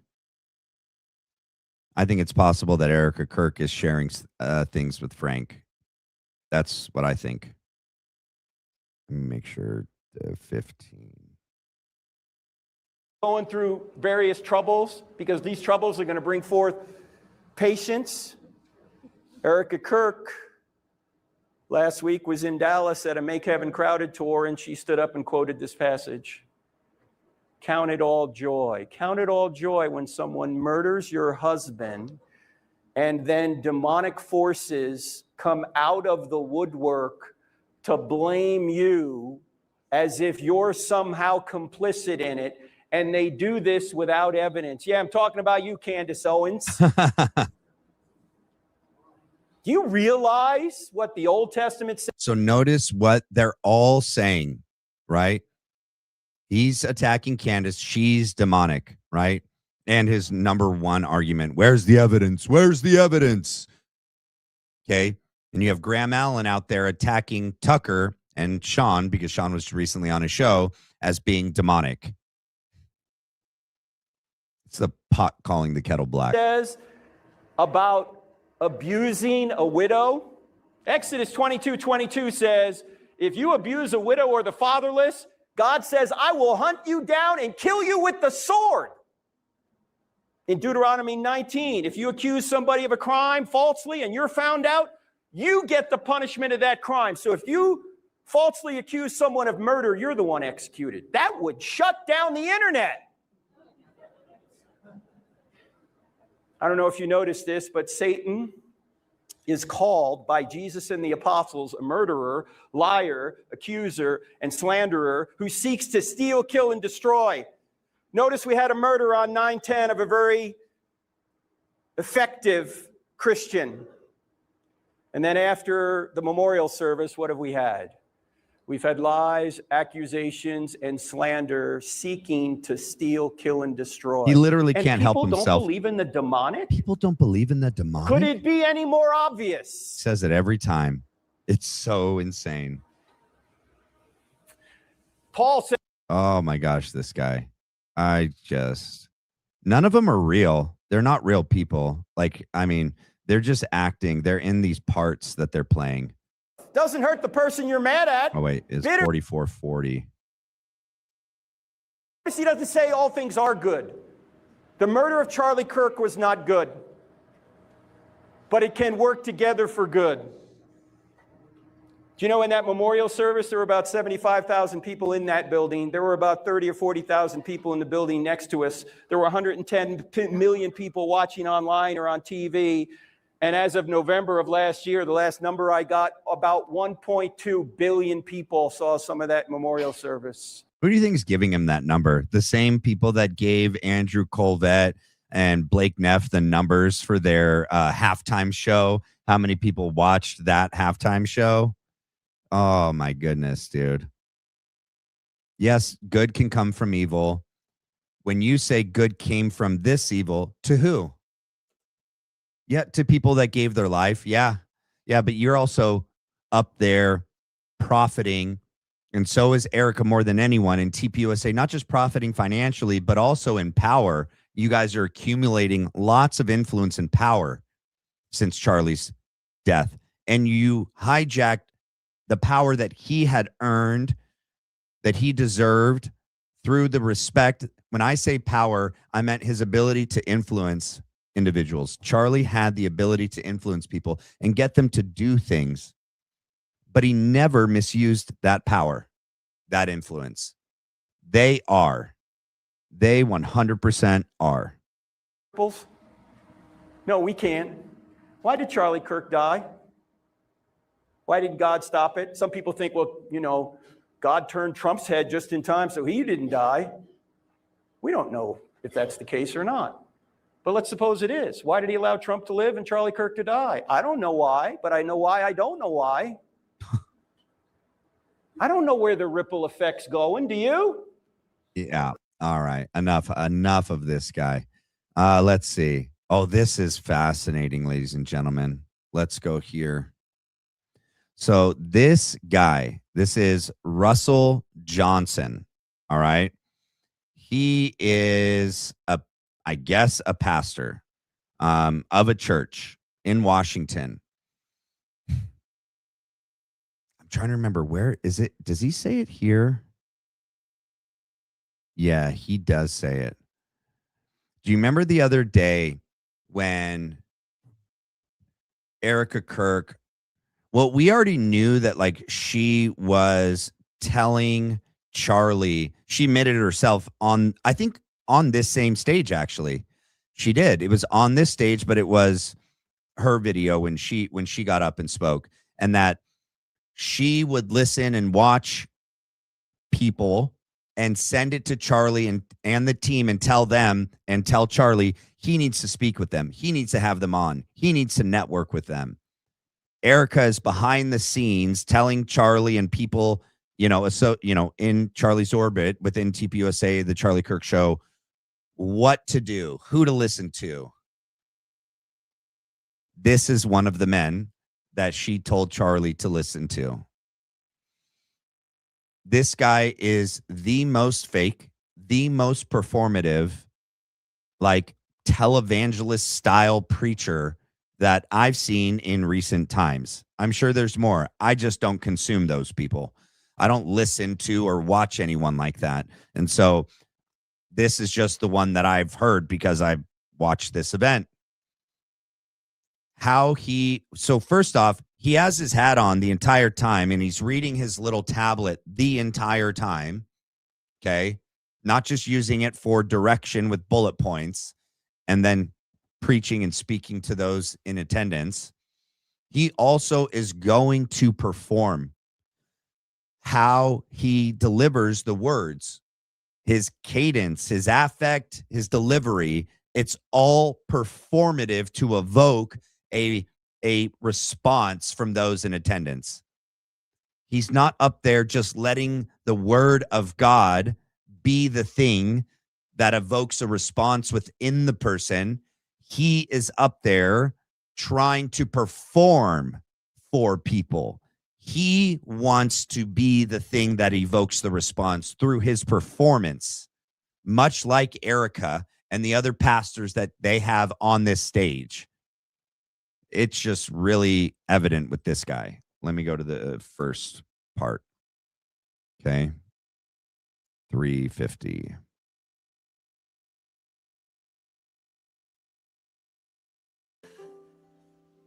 I met Charlie for the first time in Nashville, Tennessee. I was invited to speak at a Turning Point Pastor Summit that he was hosting. After I got done speaking, he invited me to be on his podcast entitled Thriving in the Belly of the Beast. He told me, Russell, you have my wife to thank for how I even know about you.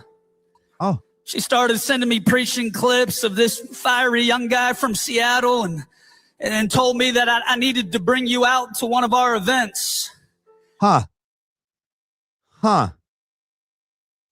So we're right. This Turning Point, this TPUSA faith component and all the pastors that got brought into Charlie's orbit since the inception and creation and beginning of the TPUSA faith, arm of Turning Point, Erika either had already established relationships with individuals like James Cadiz, Jack Hibbs, Greg Laurie, Rob McCoy, and she brings those people into Charlie's orbit and tells him that he needs to network and connect with them.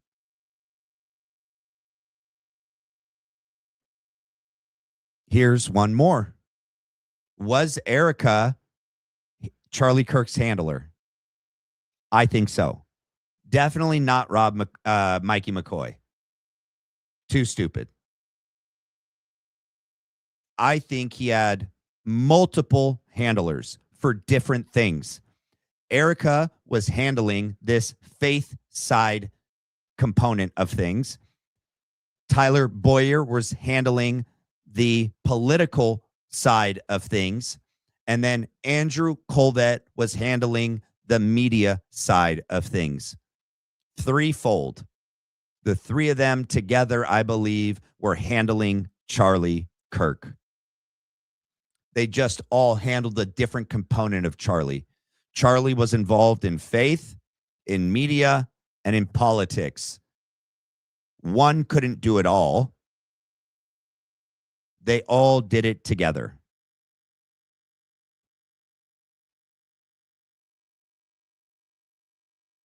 After we finished that podcast, Charlie gave me his phone number and told me to reach out if I ever needed help. And I did. I bet you did. When we faced off against the pro-Hamas protesters at the University of Washington. All right, so that was the main part I wanted to hear there, was him admitting that Erika Kirk is the reason why Charlie connected with him. She was sending messages and videos to Charlie telling him to watch and listen and connect with this guy. For Charlie's political views came from his Christian beliefs. When that assassin took the life of Charlie, it was an attempt at forever silencing a Christian who dared to express their beliefs in the public square of civic engagement. I agree about Israel, about the war in Iran, about Bibi Netanyahu, about Trump, right? I know he hadn't started going on Trump, but he was when it came to Jeffy Epi, right? There were things that the Trump administration had promised the people that he wasn't delivering on, and Charlie was saying, why are they bumbling this? Why aren't they delivering on their promises? I do believe Charlie was assassinated for the things he was saying, the questions he was asking, the points he was pointing to. He's going to have you believe it's because of the crazy leftists. Charlie is a martyr, and the world was not worthy of him. They didn't kill Charlie because he spoke. They killed him because an entire generation was starting to listen. About Israel, about America First principles, about asking and demanding accountability from those we've elected, holding them to their promises. This generation was waking up. I agree. That's why he was murdered. 100%. But hear me loud and clear tonight. You can't kill a Christian. You can only change their address. 10 months ago, a cowardly assassin only succeeded at changing Charlie's address. And our revenge will be revival. You asked, people have asked, do I believe people are falling for it? I believe that many of them in there, right, are part of TPUSA and either are being paid to be there or choose to be there. But there's also a good majority of just Christians, locals in that area, members of that church that are there. And they're the majority. I mean, there's some that aren't clapping and cheering, but the majority stood up cheered and clapped, raised their hands. They agree that Charlie was murdered by an assassin on the campus with a rifle and a bullet. And he doesn't say Tyler's name, but obviously that's who he means. That's what Erika has said. Erika believes that Tyler did it. A lot of these people are being misled. It's crazy. All right, let me go to the next thing because I can't. Oh no, 7:39. This goes through. Hold on. Bear with me. Bear with me. 11 years ago, a church named Pursuit started in a barn, but what started small would not stay small. Today, we have 4 campuses, 2 Christian elementary schools, a ministry college, and a political action committee that just saw 82 of its endorsed candidates win races across Washington state. So they're also connected to the political arena, and that, what did he say? 82 of the candidates they endorsed were elected. Yeah. I wonder if Tyler Bowyer's involved in that. Right? Erika Kirk and Tyler Bowyer connected through this guy. How do we know? I don't live in that part of Washington. I don't live in Washington. This is over by Seattle. I wonder who they're talking about. What is this guy wearing? What is up with these guys these days? What is up with these pastors? These metrosexual feminine men that literally are wearing clothes, at least from the shoes to the pants, that literally look to be female shoes and pants. What is this dude doing? And his oversized jacket and button down and hat. Do you know where you are? Do you know you're in a church? Do you know what you're doing right now? Did you look in the mirror before you walked out? Did your wife let you walk out? Did she give you the thumbs up? You look good. What? What is Charlie would never be caught dead wearing that. All of the pastors, the majority, except for the older ones, but the younger, but like 40 in their 30s and 40s, pastors at these Make Heaven Crowded events are always dressed in the most superficial, secular,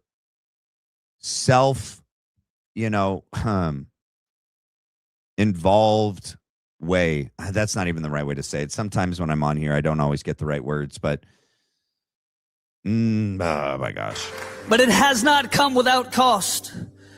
We've been threatened, sued, assaulted, maligned, and picketed. Oh, boo-hoo. Last summer, our church was attacked by masked gunmen, and it resulted in one of our members laying dead on the front steps of our Seattle campus. Okay, that is wrong. Okay, that's nothing to joke about. How much of these crisis events are fabricated and created, much like the, White House Correspondents' Dinner?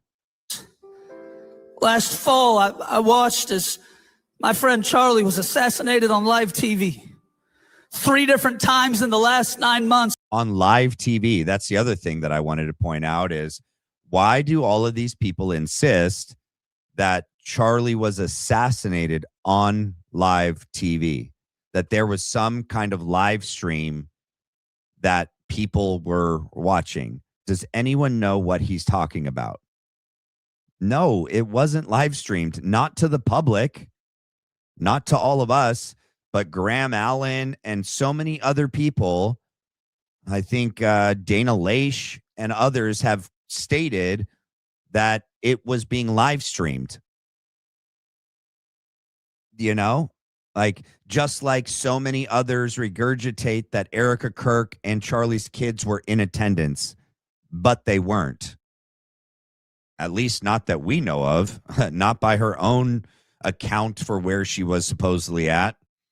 Candace Owens said that UVU advised TPUSA to have the event indoors, even though the security team should have suggested it themselves. Did that come out today on Candace's show? I worked like I barely made it on in time. Today was a long day. Did she say that today on her show? I didn't get to watch it. I believe it. And I believe, thank you so much, Nicole. Oh, and always be true. Thank you for that super chat. I believe that hopefully this investigation that comes out from the event and the breakdown that occurred there and why Charlie was assassinated. And if that's true, if UVU insisted or suggested that it should be indoors, and then the security team said no, you know how they're going to get out of it? I already know how they're going to get out of it because they've already laid the groundwork. They said that Charlie didn't want it outdoors. I don't remember at which appearance and who it was, whether it was Frank Turek or Brian Harple, that when given the choice between indoors or outdoors, Charlie chose outdoors. That's what one of them have said. I don't remember who.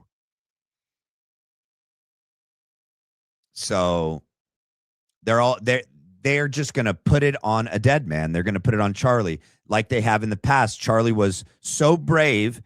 He didn't want to wear a vest. He didn't want to do it indoors. He wanted to do it outdoors. He didn't want more security measures in place. He just was so brave and so courageous that he was willing to die to debate college students. You know, that's what they've said, and they'll continue to say. They'll put it all on Charlie. It's gross. My family has had to move out of our home because of active death threats against me, my wife, and our children. I'm the pastor of a murdered church member. I'm the friend of a murdered revolutionary.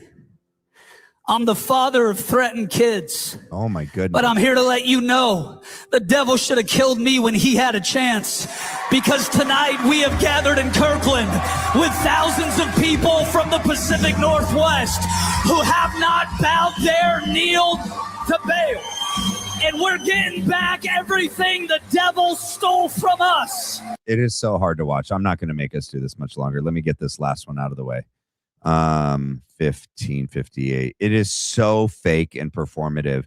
No wonder people that like aren't Christian, they watch this and they go, what is going on? So somebody asked me in a X Space last night what a charismatic follower, a charismatic church, a charismatic preacher is. Was Charlie charismatic? No. This guy is giving me charismatic vibes, and I'm not knocking it for if any of you are. I grew up in a charismatic church, right? Assembly of God. My wife grew up in Foursquare. I went to a Foursquare university or college. The speaking in tongues, the slaying of the spirit, not the biblical understanding of it. Okay. They believed they could just teach people how to speak in tongues, just and that was speaking in tongues, right? What's her name? Paula White, right? Benny Hinn, right? Kenneth Copeland, the Holy Spirit slays you. They have turned God and some of the gifts of the Spirit into magic, into tricks. So, yeah, I grew up in a charismatic church, and I really don't like them. Sorry. I don't believe they're biblical. Biblical values, you get labeled a Christian nationalist. You dare oppose transgender ideology in an elementary school classroom, and you get labeled a Christian extremist. You dare support Israel and their right to exist, you get labeled a Christian Zionist. You are. You encourage people to vote, and they threaten to report you to the IRS. Well, the critics have one thing right. I am a Christian. But that is not extreme. That is common sense.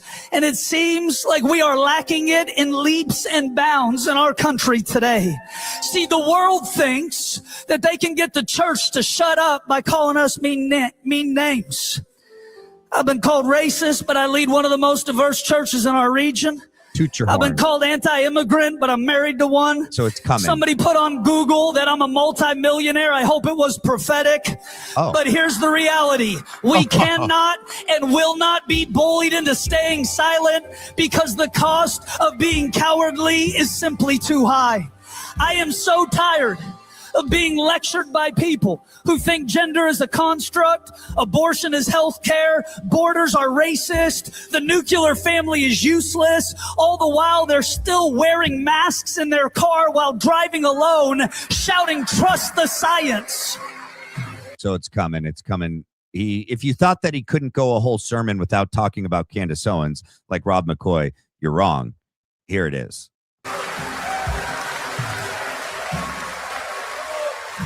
What about the separation of church and state? I'm glad you asked. The separation of church and state has nothing to do with Christians being silent and has everything to do with the government staying the hell out of the church's business. Sorry, his voice is driving me nuts right now.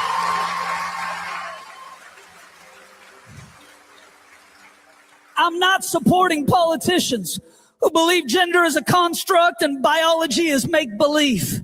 If our elected... How about politicians that don't believe Jeffy Epi had a organization, like a network that was getting some politicians to engage in behavior with underage individuals and then like blackmailing them with that material? Do you believe about that? Charlie did. You going to talk about that? No. Officials don't have the courage to admit that men have penises and women have vaginas, then they shouldn't be trusted to mop the floor at a Diddy party, let alone lead the greatest country on the face of the planet. I don't know how anyone calls this a sermon. And to those who are offended, I'd like to take a minute to apologize to absolutely no one.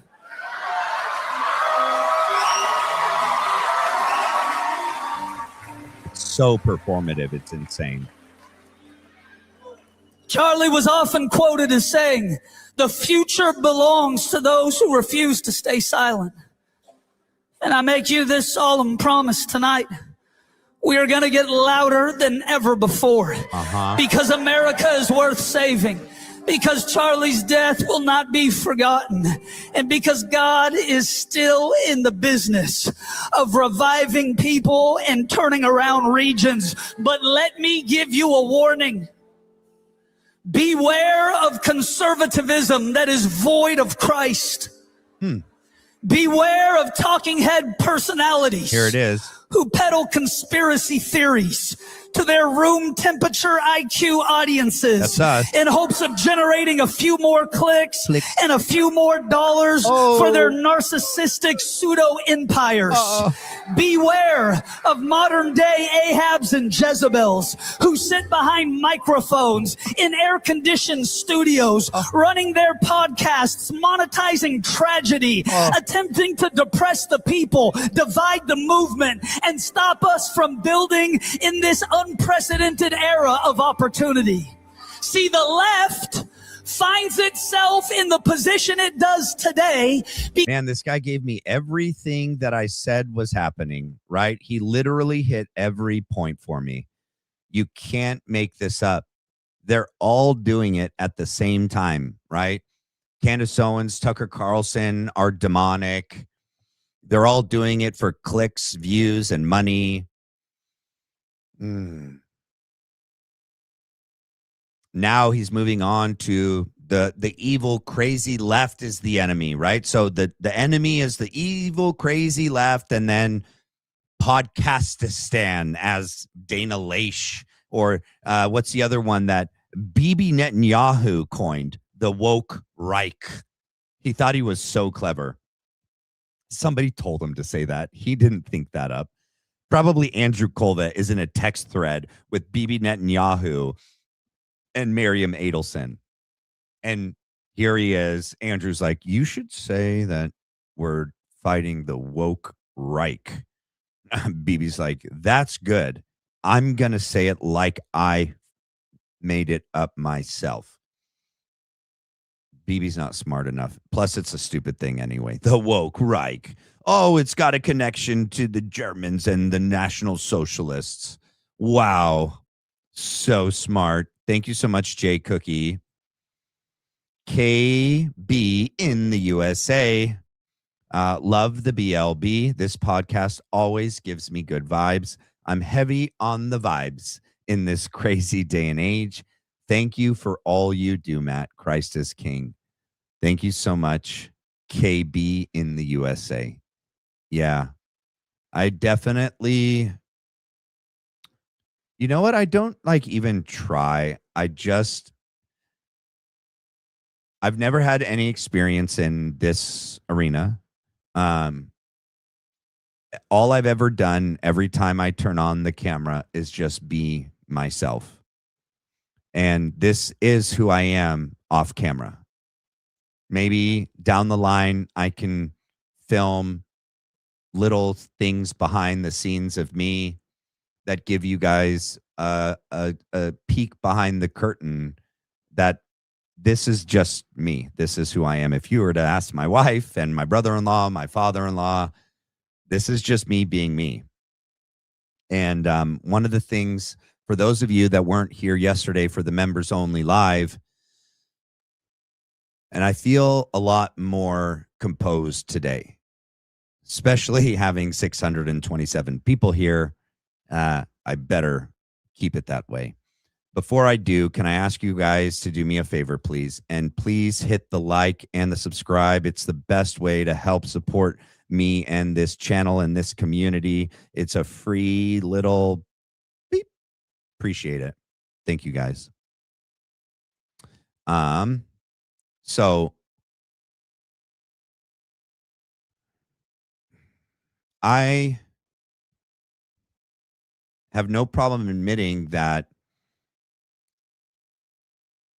you know, I've struggled with my faith on and off, you know, throughout my life. You have moments of peaks and valleys. And though I never stopped believing ever, not 1 second, there were times where I was running from my calling. I was running from who I know God told me to be. I don't know if it was the weight of the responsibility, or if I didn't believe that I was worthy, or if I didn't know that I could do it, or if I didn't know that I, you know, should do it. Whether that be, so when I was young and all throughout my life in church, my mom and others said, you have a calling over your life to be a leader, to be a pastor. That's why I volunteered and I worked in high school and college ministry throughout the time that I was in the Marine Corps when I was here in the States, and why I ended up going to Bible college, because that was what I wanted to do. But just like anyone along the way, things happen in life, and we don't always question the right thing. We don't always come to the right conclusion as to the why or the how. And without consistent, good, godly men in your life, in those times, in those valleys, you can come to the wrong conclusion as to what you should or shouldn't do with your life. And when Charlie Kirk was murdered, it awoke something in me that I could no longer run away from or ignore. And from that moment, from the moment I started the channel in January, I took steps every day to prepare myself and to get ready to start this channel. And my hope and prayer, and I'm so glad that I have like my wife, my brother-in-law, my father-in-law, and the support from my family in this community, that I will use this platform for good and for God. And I truly believe that everything in my life has led me to this moment right now. And encounters through messages and emails from people I've spoken to, whether that be like Mystic or others, have confirmed that in me as well. And so, yeah, this is just me being me, you guys. I love you guys. All right, let's continue. That was the last of, right? Did I pass 5? Yeah, that was the last of Russell. We don't have to listen to him anymore. All right, let me get to, well, let me see, Jeremy. Okay, we're going to hop over here. This is another clip of Jeremy Boring. He's true to form. That is like he is. All right, 48, 34, 48, 30. I can't get it just right. 30. All right, 25. That's as close as I can get it. Is it on the? No, it's not. I almost hit play. I'm glad I didn't. Somebody that makes their money off of doing what they were doing to young women, I despise. I said, but here's what you need to understand. When young men were being trashed for a solid 2 decades, okay, they didn't see a lot of Christian men getting up and defending them. That's right. They saw the Tate brothers defending them. They saw Nick Fuentes defending them. I said, and men associate love with loyalty. You show loyalty to a guy when he's down, he will be loyal. He will love you forever for it. I said, so we have to be careful on how we address young men, because a lot of times when we sit there, I said this at ARC, and I don't know if it was received that well. I said, when we talk about Western civilization, you know what young men here are like, oh, do you want me to fight and die to defend the civilization that what? Did this to me or was absolutely powerless to prevent it? We're going to have to go beyond this whole idea of like, no, trust us, defend the thing that helped my generation. And part of that understands what was the appeal, because the appeal was not just what color is my Bugatti. The appeal was those guys stuck up for me when no one else was sticking up for me. No, they associate love with loyalty. You said they associate love with strength. Yeah. Right. Mm-hmm. So as a culture, Christians, conservatives, masculinity. This dude gives me Jared Kushner vibes. Does he give you guys Jared Kushner vibes? This guy? I don't know who he is, but he does. Because of everything that's going on with the Tate brothers right now, and because Candace has ever had them on or was ever loosely associated with them, every individual will capitalize on any opportunity to attack and slander Candace Owens. I agree that the Tate brothers are not men that any good Christian man should model their life after. What they value and profess is completely contradictory to what Charlie was professing about what was important to Christian men and Americans here, right? Which is like traditional Christian values, the nuclear Christian family, being married, providing for your family, leading your family as a spiritual leader, and having kids. The Tate brothers don't do that. The only thing I ever even liked about the Tate brothers was their, they had no fear to call out corruption and, the things that we notice around the world, and the oligarchy and those, running the different countries, the genocide in Gaza, Bibi, Trump, whatever it is, you name it, right? But aside from that, they are not men to look up to and to emulate your lives after. And just because Candace agreed with them about pointing out conspiracies that were real and corruption that was real and asking for accountability for those in power doesn't mean she agrees with and espouses everything that they do. But that's what all of these talking heads would have you believe. If you have one person on your show, they did that with Tucker and Nick Fuentes. Same with Candace and Nick Fuentes, or when Tucker had Putin on, right? It's like you can never have any, and they've tried to do this to not these people, but other people tried to do the same thing to me. You have one person on your show, you're immediately like compared, or that's not the right word. You are lumped in with them. And so anything they do, you're guilty of, right?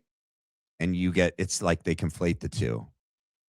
You can't agree with anyone on any one thing without them accusing you of agreeing with them on all things.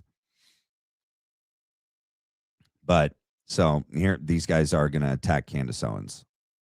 There's been such a weakening. There's been so much cowardice in so many ways. And we were talking about the arts and ceding that ground. Same thing with the political realm. And then when we show up, there isn't actual strength. You can't lie about strength, right? You can't fake that. If it's strong, it stands, and then people can see that. Yeah. Another thing that's happening though is that the social media moment is recreating a sort of pre-Western shame culture. I say pre-Western because it exists in non-Western societies. It still exists on honor shame, and in the Muslim world, for example, typically in underdeveloped countries, this is still a major phenomenon, but it hasn't really been a phenomenon in the West. We've lost shame in centuries, but it's reemerging. Shame culture is reemerging online. There's a kind of ostracism that happens in the digital environment. And one of the things that accompanies shame culture is a different way of thinking about questions of right and wrong, true and untrue, fact and not fact. I think this is probably at play with the Tates, and I think that it's at play with even with Candace. I think this may unify a lot of the different disparate conversations we're having today. And I haven't said this out loud before, so I don't have great language for it yet, but it's that I have observed that whenever I say something very rational about Candace responds with emotion. Yeah, okay. We're going to let him get to that, but I just saw a comment that I missed. Not a super chat, but that pastor's name was Russell Johnson. He's a pastor in Washington. And he was found by Erika Kirk and pushed on Charlie. That's what Andrew, Tyler, and Erika did in their own respective realm, right? So that's who that was. But oops, why isn't it? There we go. Now he's going to tell you what he thinks is some sort of deep insight about Candace. And ad hominem toward me. Yeah, okay. And the audience, there is an audience that always sides with her, and they say things like, she showed him, I bet he wishes he hadn't gotten out of bed this morning, And I'm always sort of surprised by that, because obviously I don't care if Candace says some horrible thing about me. What's that have to do with the conversation we're having? Do you really believe that he doesn't care? He literally, like, if I were to pull up his show, he is constantly talking about Candace Owens and Tucker Carlson. That's like all of his episodes. That's like all they're on is Candace and Tucker and what they're saying and doing. I think you care, Jeremy. I think you care a lot. Oh, das profess too much. But what I'm realizing is that as we're sort of recreating a pre-Western shame culture online. Oh, okay. people are now more and more persuaded by attitude. They're more and more persuaded by bravado. The very fact that I don't just call Candace a demon-possessed bitch is causing me to lose the argument with a large subset now of the on. Isn't that insane? So he's losing the argument because his arguments suck. He's framing it that if he were to call her, which he has called her like demon possessed or demonic or evil. Okay, I haven't heard him call her the B word, but he just did it in a way that is doing it without doing it, right? That he wants to do this, but that because he won't do this, he's losing the argument, saying that all Candace does is bravado and ad hominem personal attacks, never disputes the argument, only disputes the argumenter. That's literally what these individuals do every time. Online audience, because from their point of view, and again, this is hard for us to relate to because it isn't the world that we've grown up in. The world that we've grown up in is rational, dispassionate, polite dialogue. Polite dialogue. Oh yeah, right. Yeah. Yeah, right. Virtue. But this sort of pre-Western reemergence of pre-Western attitudes doesn't see it that way. It sees that as weakness. It's like, well, if you really believed what you're saying, you'd bring some passion to it. If you really believed it, you'd go own them. You'd go punch them. You'd go do whatever it is. So I think that in some ways, when we listen to someone like the Tates stand in front of the Bugatti, and I mean, that guy, nobody's ever needed to be punched in the mouth more than you. Literally you do. All right. I didn't see this one yet. This one just came out 10 hours ago. Let's see. And let me get to the part. Young men returning, the feckless church, the death of print. No, JD Vance, Candace Owens, and the silence over Erika. There we go. But I did tell him, I said, listen, I love you. I want you to be, this was a while ago. I said, I love you. I want you to be president one day. I don't want anything from you and I don't need anything from you. Therefore, I can tell you the truth as I see it. I might be wrong, but I'm just going to be honest with you. And in any case, I do pray for him. And I mean that. I'm not just saying I pray for you. I do, because I think he's a good man deep down, but I don't know what's going on with him and Tucker. And about the Tucker thing, when Tucker came out and told the world that he had been attacked by demons, people laughed at him. I didn't, because no, I didn't either. He had told me about it right after it happened. And this was like a year or so before he told the world. He texted me because he knew I was a serious Christian, being Orthodox. I do have a demonology. Yeah. And I said, wow, that if this really happened to you, you need to talk to an exorcist. And I connected him with an exorcist I know. And the exorcist also brought in a second exorcist to work with him. But Tucker decided he didn't want to do that. He said, I'm too Protestant for that. This seems like witchcraft to me. That's his actual word. I went back. I still have the text saved. I went back to read them recently. Tucker said, exorcism seems like witchcraft. I'm like, wait. Wait, you know what I missed? It was the 109 mark. I'm so sorry. Because that's the part where he talks about Erika. It's 109. He's talking about, well, hopefully we missed the JD Vance part. Let's see. Since from virtually the time they were born, that has made, and then COVID, that has made an enormous difference, as you say, psychologically and inevitably politically and religiously. So I'm interested in this because of your association with the vice president. I've never met the vice president. I've observed before that I don't recall ever seeing someone in high office in my lifetime in this country who plays their personal beliefs closer than JD Vance. Now, that's a funny thing to say for someone who's written books about his politics and who has ascended to the office of senator and then vice president, who makes speeches. It's funny to say that he plays his personal politics close to the vest, but I think he does. All right, I don't really want to hear the part about JD. Broadcaster in my lifetime. He has a very clear agenda, a deep hatred of the Jews in Israel. I don't think that he always had a deep hatred of the Jews in All right, so he's talking about Tucker now. Israel, but it has certainly become unavoidable.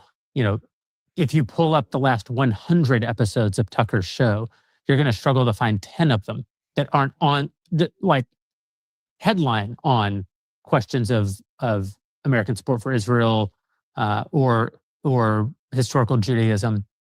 So keep that in mind, you guys. Charlie and Tucker and Candace were in alignment more than they weren't. They were in alignment more than they were out of alignment in these key issues that they all believed were the major issues that were plaguing our nation right now. Corruption in the political arena, with politicians being bought and paid for, blackmailed, manipulated, or threatened. Israel controlling our politicians and our military and our government and our country, infiltrating our social media and propagandizing our population. Israel getting us involved in wars that have nothing to do with us, are not America first.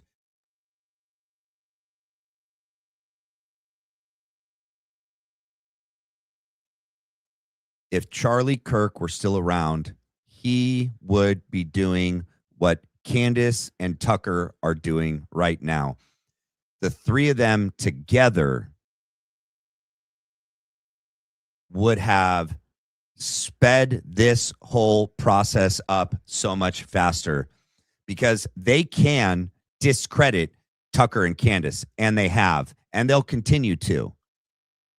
How successful they'll be? Some people sadly believe it.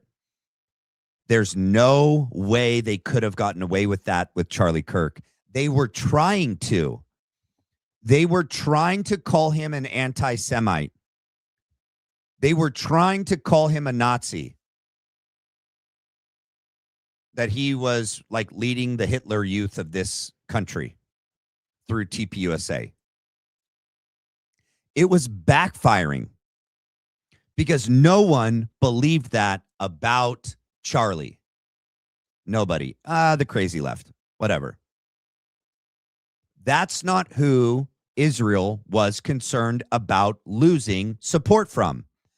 They were worried and are still worried of losing support from Christian Republicans, whether that be boomers, not really Charlie's audience, but from my age down to Gen Z. They would not be able to discredit Charlie and win that psyop and that propaganda. The only options out there would be to get him to not leave the pro-Israel cause or to take him out. They tried to get him to not leave the pro-Israel cause. They tried to buy him, bribe him, threaten him. We're going to take our money. You better not do it. This isn't wise. They had people in his proximity texting him, God's going to lift his hand of protection upon you, Charlie, Lori Cardoza, more, and others. They put on a pressure campaign through Seth Dillon, Rabbi Wolicki, Josh Hammer, and others, Ben Shapiro, and more. Then, back in March is when Bibi tried to get Charlie to engage in this propaganda war with Bibi as like a partner. He turned him down. Then the money offer came in like June or July, 150, 180 million. Charlie said no. They were trying the other ways to get Charlie not to abandon the pro-Israel cause. They knew that they had already lost Candace and Tucker. That's why they had only reverted to discrediting them and slandering them, lying about them. They tried that for a time with Charlie. It didn't work. They had people like Andrew Colvett, Tyler Bowyer, and Erika Kirk on the inside trying to push Charlie in their direction, back to the fold. He had strayed from the fold. Get back, Charlie. Come back. It didn't work. Well, if you're these people and you can't risk the fallout, if you know you are going to war, and that has been set in motion months, if not years and years ago, and that doing the limited strike in, the 3 nuclear sites in Iran was just a way to appease the base and appease Charlie until the ultimate plan could be carried out. And they knew as they got closer and closer to the end of September, October, November, Venezuela was coming. No release of the Jeffy Epi files was going to come. And the real war with Iran was coming. They could not have Charlie around for any of that. It would be the end of Trump, his legacy. J.D. Vance would not have a chance at winning in 2028. He already barely has a chance. He would have had no chance at all. And they would have 100% lost the base, the MAGA and America First base across the board. To them, they had no other option. They had exhausted all other options first. Didn't work. Unsuccessful. I don't agree. I'm just telling you, I'm getting into the mind of these people, of what they were thinking and what they were willing to do to make sure they got what they had already planned years in advance. Like, you can step in the way. One man can stop this global elite, these megalomaniac, bloodthirsty, power-hungry, greedy people that don't care about any of us, only themselves.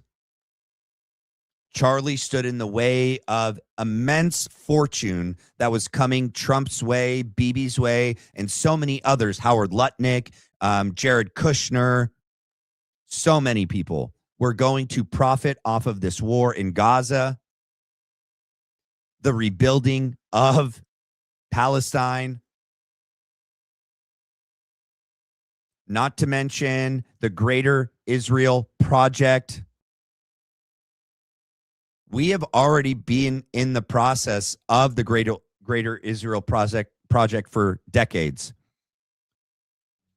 It's like Iran, Lebanon. I don't know if it's like 1 or 2 others, countries that were left that are part of that plan to destabilize in order to allow Israel to be the major power in the Middle East so that they could kick us out because we're in Israel's way. When we have relationships with all these countries and we have bases on all these countries' land, they would always have to go through us before they could just bomb any one of these places, invade any one of these places. We initially were a benefit to them for a time. Now they've outgrown us. Our usefulness has ran out. Now we're an obstacle for them to engage in genocide and mass murder, wars that are not, without provocation. These aren't wars of self-defense. One of the biggest things that Charlie was running up against was that power structure. The Rothschilds, right? Like big money, big people, powerful families. They're not going to let one person that thinks he's free ruin any of that. Come on. Come on. Wait, which one am I on? Wait, which one do I have on screen? Oh, it's this one. When a man says that he's been attacked by demons, I've said before, I'm not Catholic. I don't have an evolved demonology. No one said that they were attacked. Tucker said he's had experiences with the demonic, like oppression in the past. Sean Ryan is saying that he's experienced it recently. None of these people should be talking about it. In my opinion, they shouldn't be criticizing them. We've never walked a mile in anyone else's shoes to criticize whatever it is, the spiritual battle that they've experienced over their lives and what they felt they wanted to share with everyone. And these people are judging those statements and jumping to conclusions as to people's salvations, whether they're saved or not, like Graham Allen did, what that means about the person's soul, if they, are demonic or not. These people. I believe in demons because Christ casts out demons. So that's enough to tell me that demons are real. And I've had my own peculiar experiences, which you're one of a dozen or so people I've ever Graham told said about. the same thing. I'm not going to make it a dozen plus 50,000 today. That's for another time.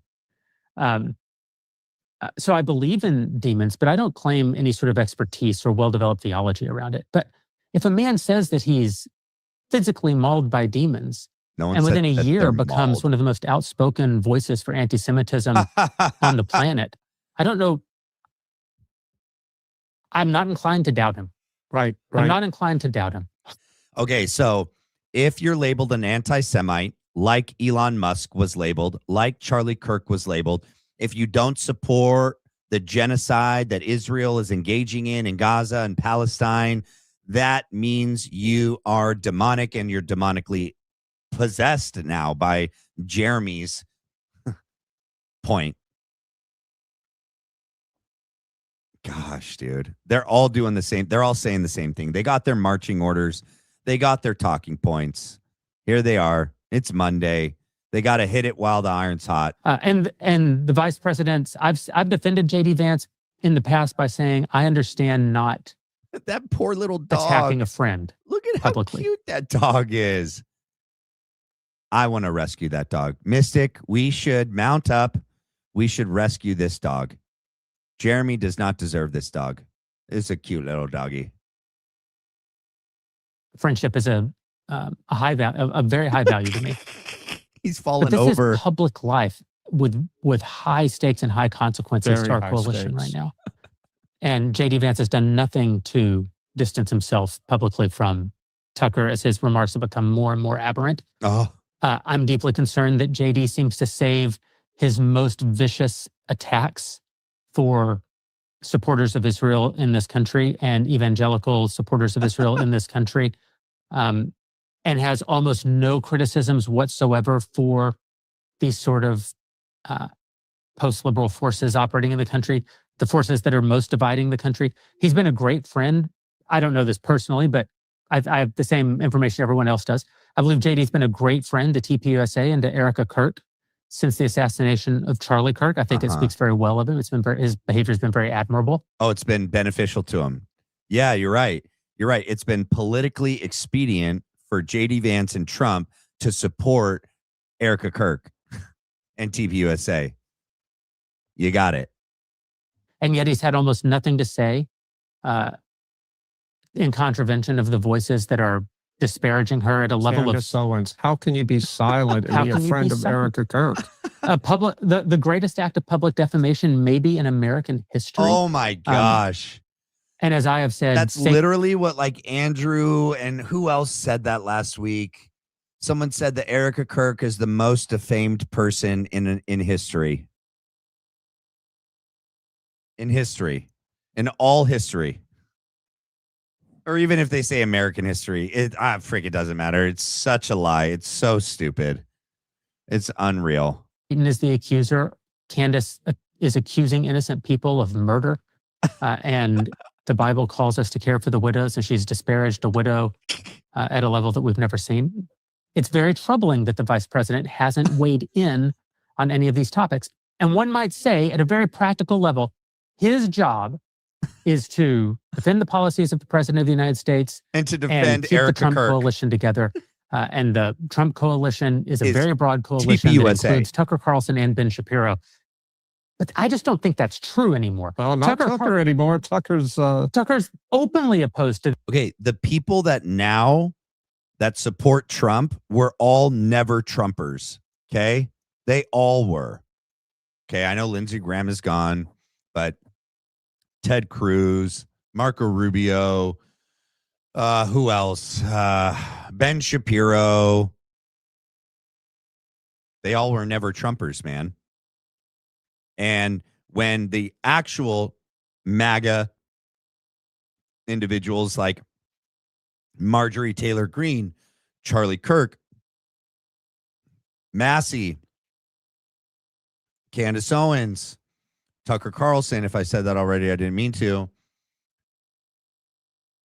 are just being honest with their eyes and watching Trump and JD and this administration completely lie.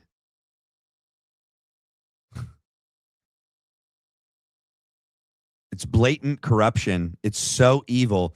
Literally everything they promised us so that they ran on, they've not done. They've done the complete opposite. If Charlie were still alive, he would be shouting from the rooftops, frauds, frauds. And for Charlie to be the person that is credited for getting them elected, Charlie would be the person credited to that would make sure JD would never, ever be president if he was still alive. I know he loved JD. I know he supported JD. I know that they were close. But you know what? If everything that's happened since September 10th happened and Charlie was alive, he'd be saying something. He would. Those meetings when he was flying to the White House to try to get Trump to listen to him, there would have been more of those.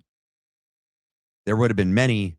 It would have got to the point where Trump would stop answering Charlie's phone calls, stop allowing Charlie to come to the White House and to meet with him. JD would become the middleman. Then JD wouldn't be able to mediate and to get Trump to do anything.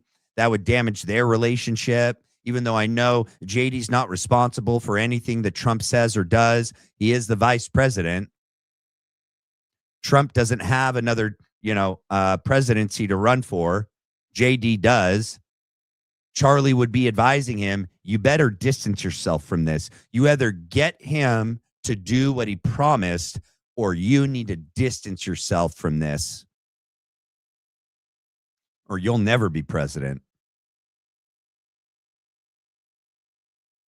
Let me read this. Zammit. How are you doing? Weak men hate strong women. They hate that. Oh, that hate makes them weaker.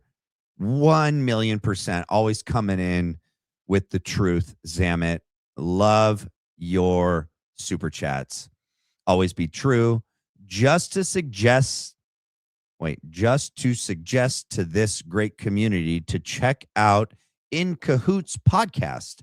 Nikki, the host, is hilarious. Love her latest video. Let's help her grow. I've never heard of her. I can look her up too.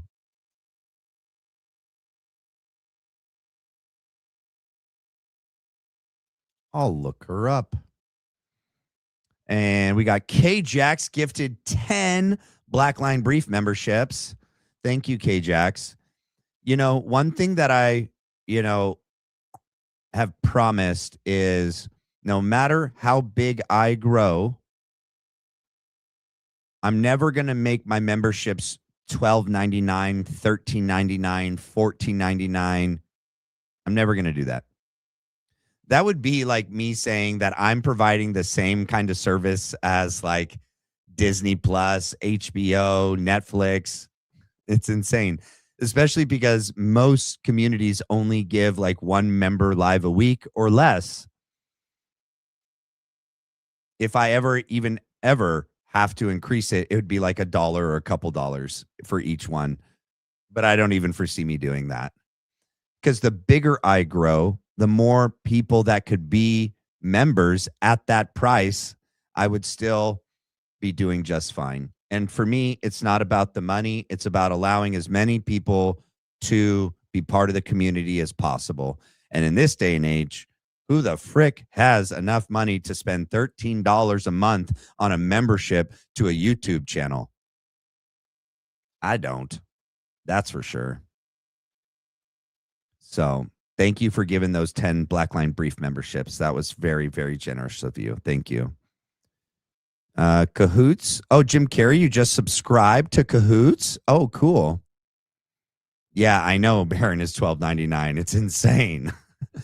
That's insane. Oh my gosh, it's so expensive.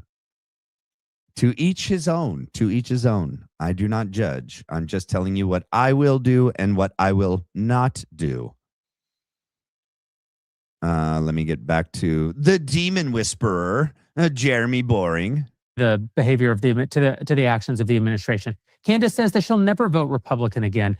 Nick Fuentes says that he won't vote for Republicans, including J.D. Vance, in the future. So Same, because it's going to get us the same thing. Do you guys remember when Kamala was running for president while she was still vice president, and she couldn't answer, what would you do as president that you haven't done as vice president and that you haven't been able to get Biden to do as president? And she's like, nothing. The same question's going to hold true to JD Vance. Like, you have assisted in ruining our country and getting us into war. You promised us all these things, and you showed us that you couldn't bring us anything that you promised us in 4 years. And you want us to believe you that, no, you're going to do it now once you're president. Get out of here. Frickin' get out of here with that stuff, dude.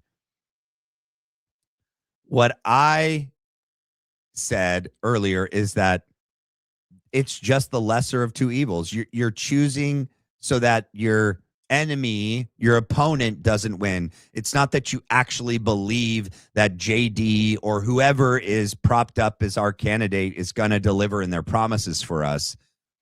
When's the last time a person we voted in as Republicans has delivered on their promises? The ones that mattered most. The actual promises that they made to us during their campaign, the ones that we really, really cared about. I can't remember. Not since I've been alive. Oh, but JD, it's going to be different this time. He's a different kind of politician. Shut up. Give me a break. So and I don't like Nick Fuentes, but when Candace Owens and Tucker Carlson and Nick Fuentes say they're not voting for JD or any mainstream Republican candidate, neither am I. Neither am I. They want you to believe that that is the only option. This evil or this evil. You better pick the evil that's closer to you than the evil that's on the other side. If they really cared about this country, anyone in power, they would understand, like I said in my opening, that we need more balanced people, voices, leaders that are willing to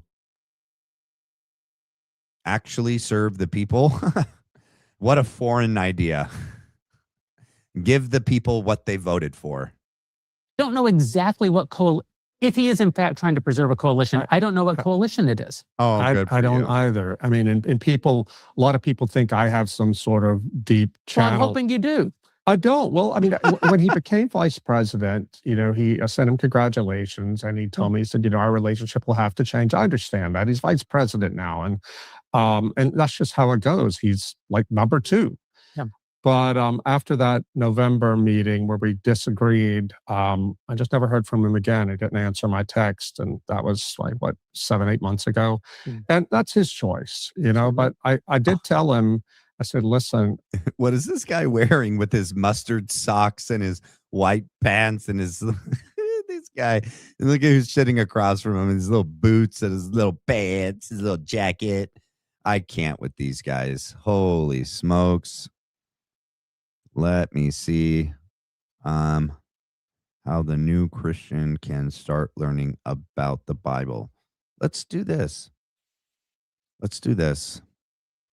All right, ladies and gentlemen, we have made it to that part of the broadcast where I will ask you to please do me a favor and hit the like and the subscribe. It is the best way to help support this channel. Thank you very much. Also, after the video is done, head over to the comments section, throw an emoji in, throw a thumbs up, throw a great job, just throw in something. It helps the algorithm. It gets the video out to people that have not yet experienced me and this channel, and more people need to. That's the gift that keeps on giving. Okay, this community. And you can also hype the video for free. It's just a little button you press at hype points. You only get 3 hypes per week. Use them wisely. Here, my videos. I do 7 per week. That means you could each do 3 videos per week. I'm just kidding. You can share the other 2 with your other favorite podcasters, whoever that may be, or all 3 here. If you want to do all 3 here, that's totally fine with me. Totally fine with me. All right. Let's get to Charlie Kirk. Chapter by chapter, and offer commentary and explanation on what you are reading. John MacArthur, who is a phenomenal person and just amazing. He has Grace to You Ministries. He is one of the most disciplined and thoughtful and impactful fighters for Christ of this era. Just a wonderful human being. I've had the opportunity to speak with him on our program a couple times. John MacArthur has some of the best Bible commentaries that of the modern era. I have almost all the MacArthur commentaries on almost every book of the Bible. Just the book of John. Now that might be a little bit heavy for some folks. Yes, it is. But I would encourage you to work through other supplementary texts that are biblical that can help fasten your faith. Anything written by C.S. Lewis. Mere Christianity, yes, read in harmony and in parallel to reading the Bible is terrific. Yep. Anything by Lee Strobel, especially Case for Christ. Yes, that's a good talks one. a lot about apologetics. It will give you more firm foundation for your faith. And then, of course, my friend, Dennis Prager, who continue your prayers for Dennis Prager, by the way. I visited Dennis Prager in the hospital last week. I don't want him to be sick. And he's fighting very hard. He's making significant progress.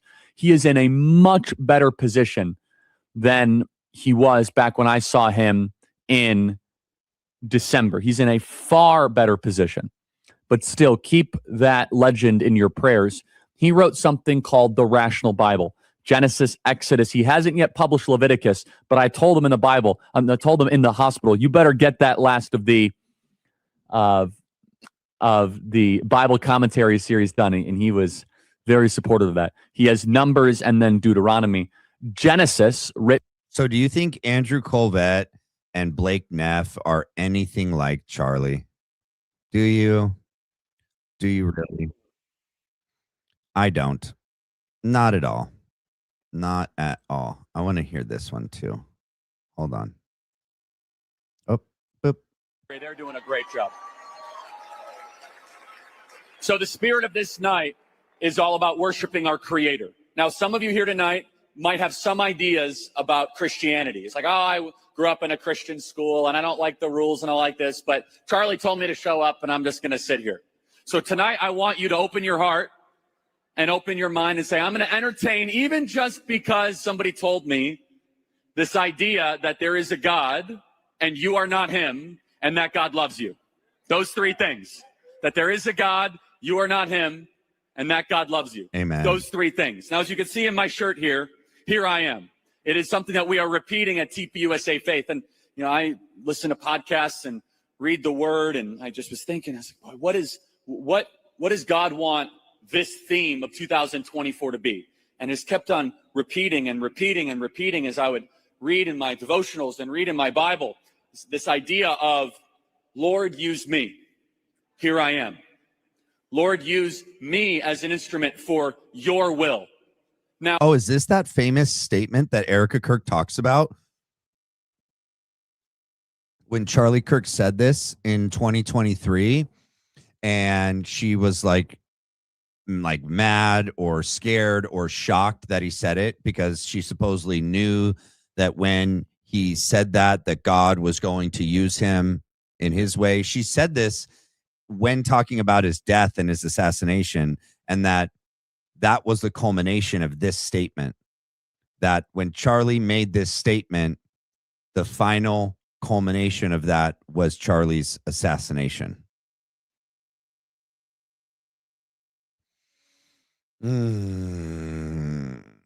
Oh, Erika, what are we going to do with you?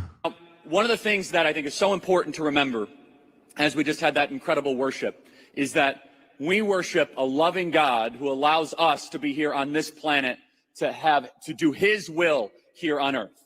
And all of us together, if we have a posture of the willing, and there's different categories for all of us. You see, some of you, and I love the Bible. Don't we love the Bible, everybody? It is just... And I want to riff on this a second. I spoke about this in the Turning Point Academy breakout, which is, what is your owner's manual, instruction manual for life? If it's not the Bible, I want to hear it. You can email me, freedom@charliekirk.com. He'll read it. Is it Pray, Eat, Love, or whatever that book is? No. Or I do yoga meditations? It's fine. Whatever it is. You have to have some instruction manual that you reference. Am I acting correctly? Am I marrying correctly? Am I living life well? You see, for me, and for those of us that call ourselves born-again Christians, it's the Word of God. It is the Bible. It is the totality. It answers every question. Why are we here? In the beginning, God created the heavens and the earth. Yes. Boom. Your existence is not a mistake, everybody. And are you a clump of cells that accidentally came into existence over millions of years of Darwinian evolution? No. Genesis 1:26 and 1:27. You are and God made us in his image. We are image bearers of the divine. And therefore, by the way, that means every single life, born and unborn, must be protected. He says that you are wonderfully and beautifully made, Regardless of how big that life is. And let me say this, if you are a pastor and you are not speaking out for pro-life ideas and policies and politicians, you should resign from the ministry, because every pastor needs to be speaking out about abortion in their church. Okay. So we know why we're here. Bereshit in the Hebrew. In the beginning, God created the heavens and the earth. We know what a human being is. Now, what is good or evil? And a lot of people say, I know good and evil through common sense. I know it just because I trust my gut. Bad idea, everybody. Oh, I said it wrong. I knew it when I said it out loud. It was wrong. It says that I'm fearfully and wonderfully made. Your works are wonderful, and I know that full well. Psalm 139:14. It's something to tell you that. And you're like, I know it because what my parents taught me. Where'd they learn it from? Oh, their grandparents. Where'd they learn it from? You go to other countries, you realize what we take for granted is right and wrong is a Christian inheritance that has been passed down through many years. And if we're serious about saving this country, we need to get back to the source of where that inheritance came from, the Word of God, and our true citizenship, which is in heaven. And this is why we don't have anything in common. We do not have Judeo-Christian values in common, because once the New Testament was added on to the New, it's a totally different religion. Totally different. Not even the same. We have a shared history, right? Because we do have the Old Testament incorporated in the New. But with the New Testament, it completely changed the religion into a totally different religion. And if he's telling people to read the Word of God, he's not saying, go read the Torah. He's talking about the complete, full Word of God.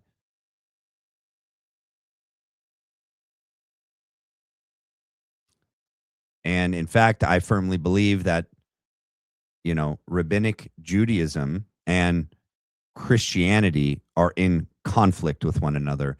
That's why they can't even say the word, the name Jesus Christ. They're not allowed in our churches. They think that we are not equals.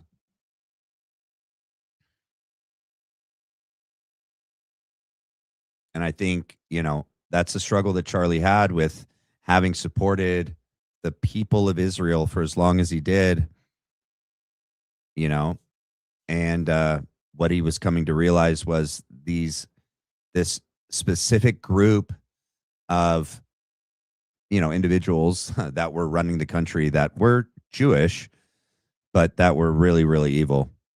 And that as long as they were in power and running that country, we should not support that country at all. All right, let me read this last one we got. Let them cook.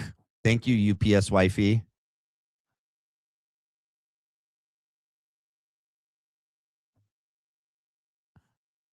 I know who you are.